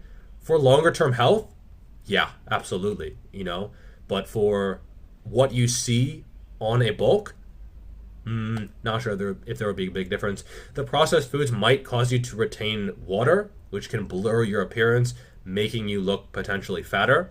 But I think it's not actually going to be making you fatter in most cases. Number 139, people seem divided about blood flow restriction protocol training. What is your take on occlusion bands during lifting? I think it's good, actually. I haven't done it, but I think especially if you're injured or if you're a little bit older, if your joints are a little bit beaten up, that kind of thing, I think it does have value. It shows that it's not just about the amount of weight you're using. If you use occlusion, it can actually increase muscle activation because the muscle is more fatigued, because there's more metabolic stress, and so I think it can be viable. It's very uncomfortable, can be a pain in the ass to set up. It's definitely not for every exercise, but yeah, it's definitely a thing. All right, 140. What do you think about the effective reps concept, which is the idea of the effective reps are the ones closer to failure?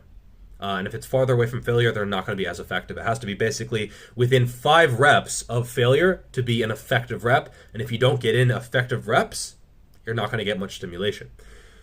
What do you say is the best way to stay in an effective reps window, if it exists? Myo reps, rest pause sets, drop sets. Well-deserved 15K, and I have a feeling it's just the beginning. Yes, this is, the tip of the iceberg, basically. Just the tip.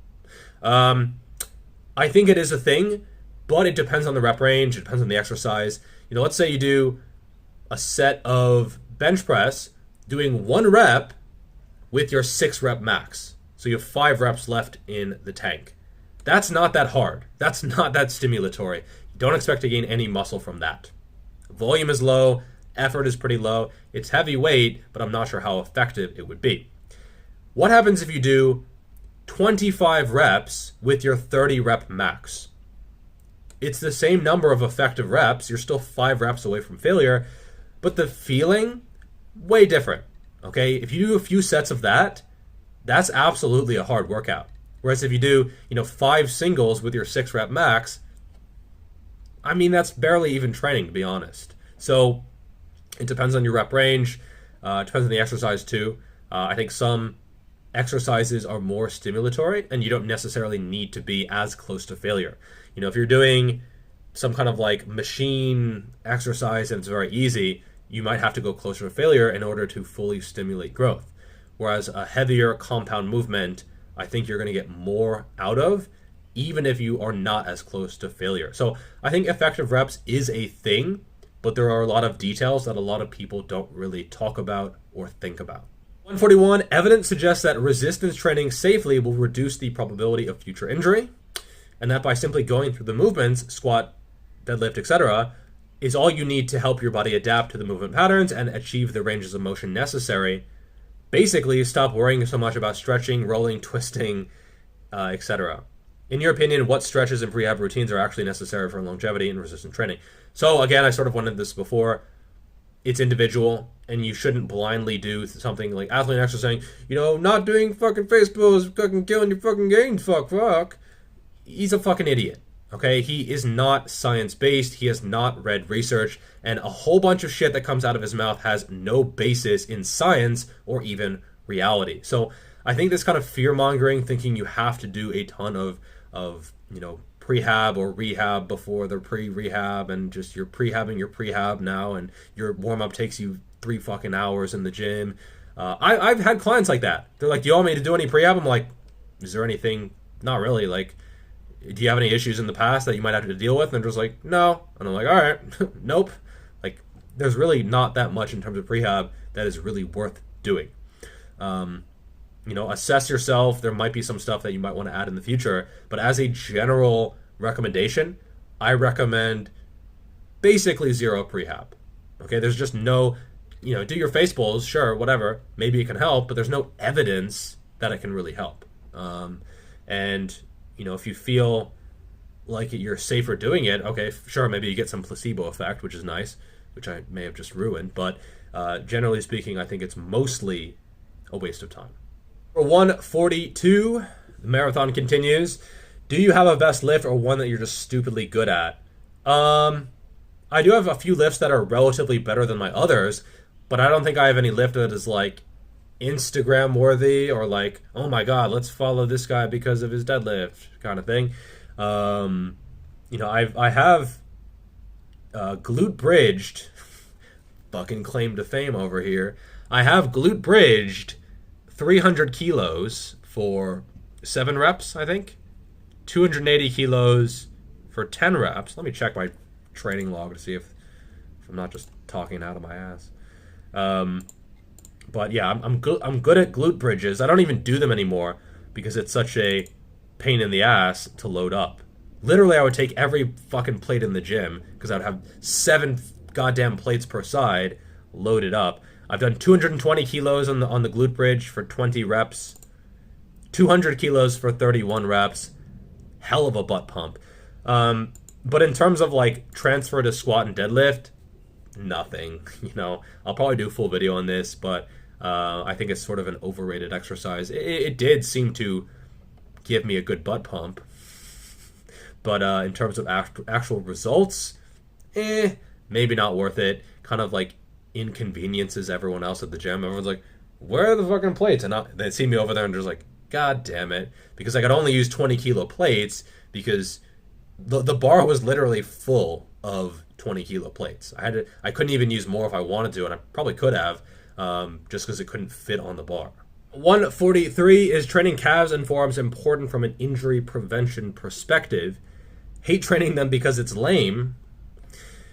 Will, however, do so if having weak forearms calves can contribute to injuries. So I would say maybe if you're a runner and you have Achilles injuries or issues, or shin splints, perhaps having stronger calves can help. Forearms, probably not. Maybe, like, they can help performance, that's for sure. They look fucking awesome. You probably should train them. But in terms of injury prevention, I'm not really sure. Maybe if you have wrist issues, you can strengthen, flexion, extension, rotation, etc. But at a certain point, I'm not entirely sure how much that would actually help. All right, 144. Why does everyone say there's a natural muscle limit? Is it because people get to a point that they don't want push their training further because it becomes just too hard for them to program and start making excuses? I also see that nobody is on the same opinion with natural hypertrophy when he says there is no genetic limit, and that people disregard one of our body's major functions to adapt and grow. Do people say that there is a natural limit to provide helplessness, and so that people can sell more of their programs? I'm not sure how that would be effective to sell a program. Like, you say, oh, well, everyone has their own natural genetic limit, give me money. Like, if you can find a way to twist that into marketing, more power to you. But I don't really see how that's even a thing. There is a natural muscular limit. There has to be. Like, there has to be a point where you have diminishing returns so much that you simply cannot make progress. This is pessimistic, it's hard to hear, but it's fucking true. It's absolutely true. And this is, I haven't actually heard natural hypertrophy say this, but what are you going to get to a lean 300 pounds naturally? No. Okay, so there's a limit somewhere between where you are and a 500-pound muscle behemoth, a Hulk. There's a limit. There's a place where you're going to reach. Like it's a theoretical limit. I don't know where it is, but it's somewhere. Okay, like you don't see 280-pound normal height lean natural people. You just don't. There is a limit. There is some kind of negative feedback loop from getting too much muscle. And I'm not sure if that's not really being pessimistic in my opinion. If I say you could never have a good physique naturally, that's pessimistic because that's not true. But to say like there's a natural genetic muscular limit, I'm not sure how that's controversial. I would say that's sort of just logical. So, but I haven't heard his argument, so this isn't me disagreeing with him because I'm only hearing his argument secondhand. So, I would be interested to hear his opinion firsthand. I just don't know. There's no link here, so I don't know what he actually said. All right, number 145. How much rice do you really eat? Finally, the Q&A we've all been waiting for, and I can't think of a good question. Keep it up. Love the content. I don't measure it, so I don't know. It's not like I can say 150 grams before cooking per day. Yeah, it's hard to say, and it varies a lot. I used to count, but even then I don't remember exactly how much it was. Maybe 300 to 400 grams of rice before cooking. 100 grams of rice before cooking is like 70, 75 grams of carbs, so probably somewhere around there. But again, hard to tell. Maybe 400 or 500 grams before cooking. I used to cook a lot. I don't really cook anymore. But hard to say a definitive answer, and it's not the same every day anyway. Number 146, been wondering whether high pulls will carry over to general speed performance. Thanks. Maybe. They are triple extension, which is going to be generally good for athleticism.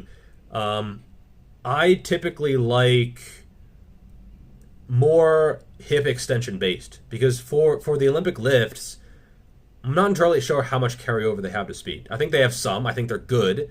But I'm not sure if it would like supercharge your performance because it's more of vertical rather than pushing back.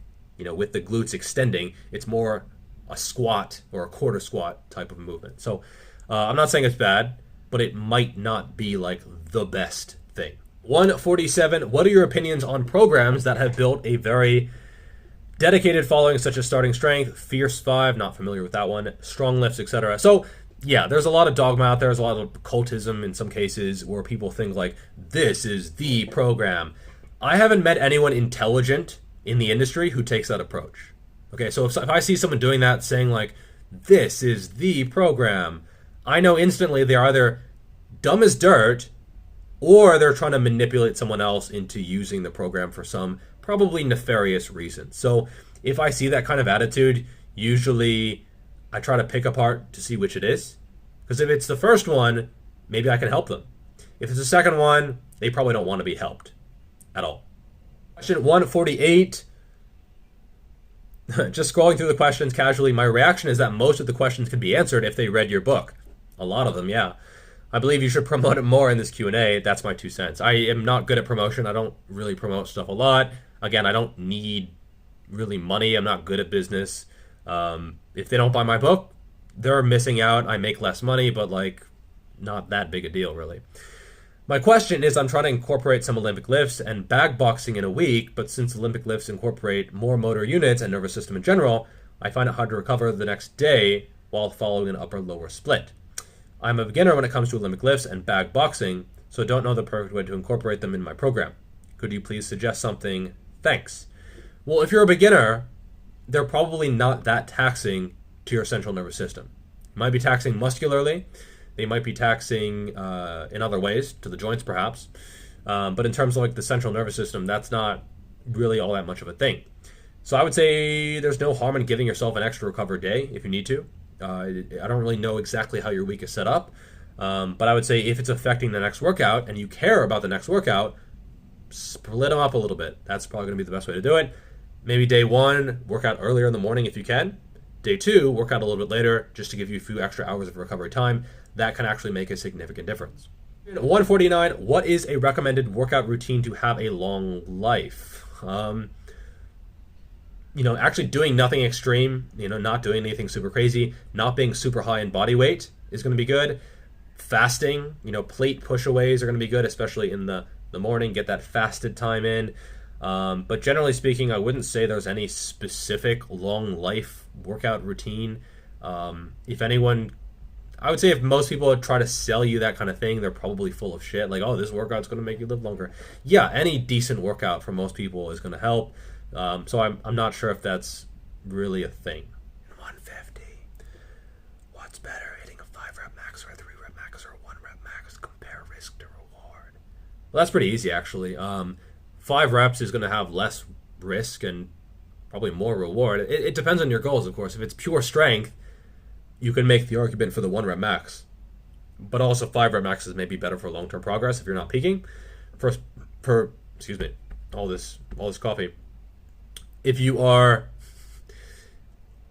trying to get hypertrophy size, 5-rep max, hands down. 1 is not going to be useful much at all. 3, not very much. 5 or even like 8, 10, 12 is going to be even better. So I would say for size, more moderate. For strength, probably still more moderate unless you're testing your strength, which you probably shouldn't even do that often. 151. Can a 6-day per week full body plan get the same hypertrophy result as a 6-day split plan such as PPL? Yes, I would say so, but it depends on how you split things up. It's much easier to overdo things on a full body high frequency program, okay? Especially for lower body. Push-pull legs in a certain way is like self-limiting, just because you can only mess yourself up so much if you're hitting a muscle group twice per week. If you're hitting it every day, you can really just do way too much, way too soon, way too quick, way too high volume.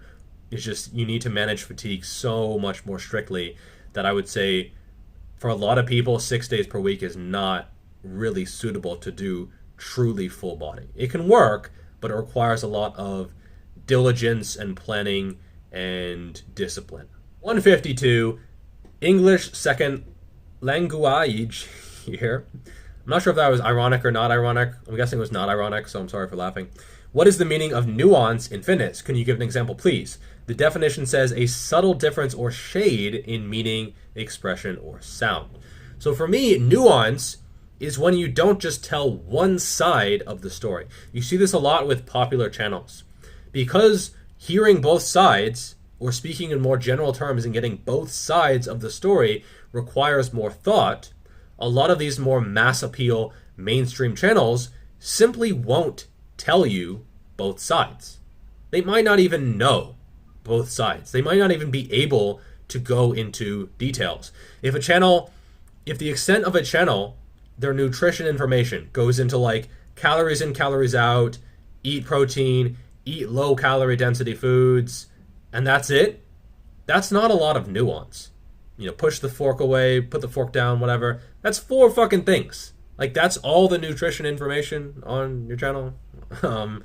So, shots fired, meh. So if that's the only, the level of depth that you have, that's not a lot of nuance. That's not a lot of detail. That's not a lot of shades of meaning or expression or sound. So I would say find channels that can go into enough detail for you. Not everyone needs nuance, okay? There's definitely an audience where simplicity is key and is golden, and I fully recognize that. I fully appreciate that. And some channels, they are filling that niche. They're filling that market, and there's nothing inherently wrong with that. The trouble is when it becomes manipulative and they leave out a lot of the necessary details. So if they claim to be putting the science back in strength, but they never actually fucking research or show science, are they really science-based? Maybe not. They're just saying that because it sounds good. So for me, nuance is when you go into the details, you recognize that everyone is a little bit different. You don't speak in absolutes when you shouldn't speak in absolutes. And I would say you should never speak in absolutes, because a lot of the time, you just don't know. It's going to be individual. There's going to be variation. A lot of the stuff we just don't know. We've just haven't pinned down yet. And a lot of individuals, I can tell they don't know what they're talking about, and yet they seem damn confident in the shit that they are saying. So for a lot of, that's what I would say nuance is. Telling both sides of the story, going into the details, and just being honest with your own knowledge of a particular topic. 153, are squats, lunges, RDLs, and conventional deadlifts enough to build decent legs? I would say yes. Avoiding like leg curls and leg extensions, that kind of stuff. You're working out at home, completely fine. I don't think you're missing out on that much. Maybe use Nordic hamstring curls to get the knee flexion, because there is one part of the hamstring, I forget the name of it, that only is responsible for knee flexion.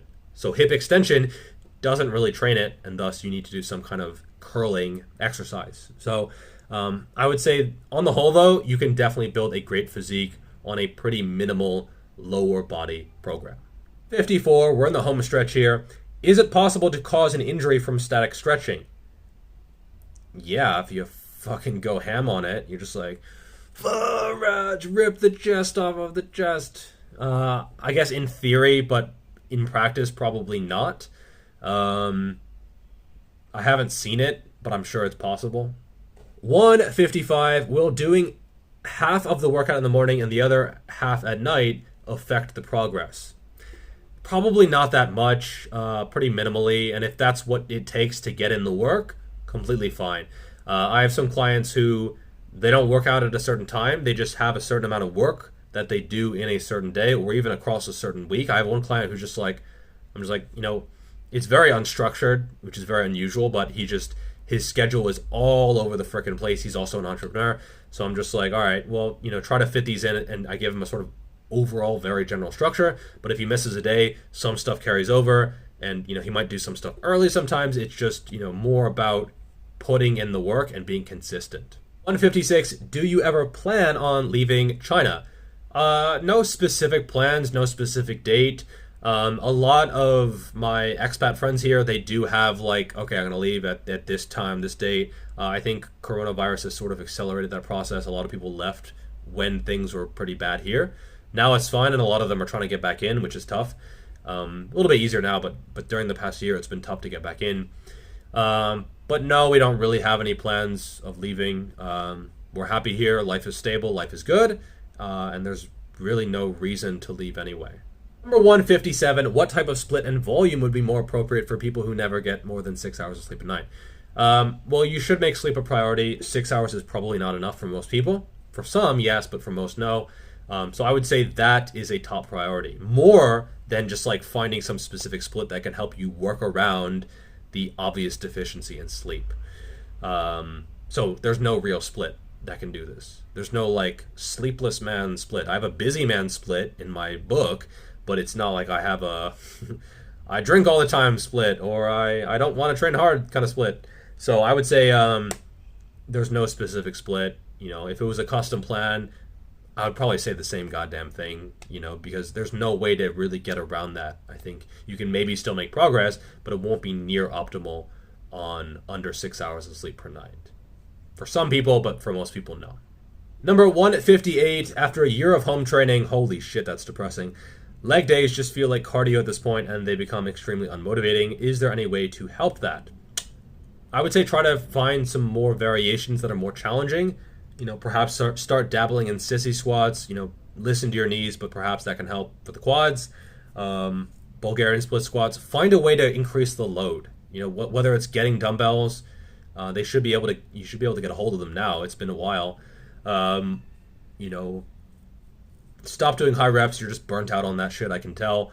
So try to replicate the gym as much as possible. This could be making a home gym. This could be breaking into your local gym. I've actually done that when I was on vacation. I went to a gym that was like on the map, and it was closed, and everything was dark, and I was just like, I'm gonna fucking work out. So maybe don't do that, but maybe do it. Could be good. 59. When did you make most of your gains in your life, and how? What did you do different? First year. That's basically everyone. Just your first year of newbie gains. I went from 68 kilos to 83 or 82, somewhere around there.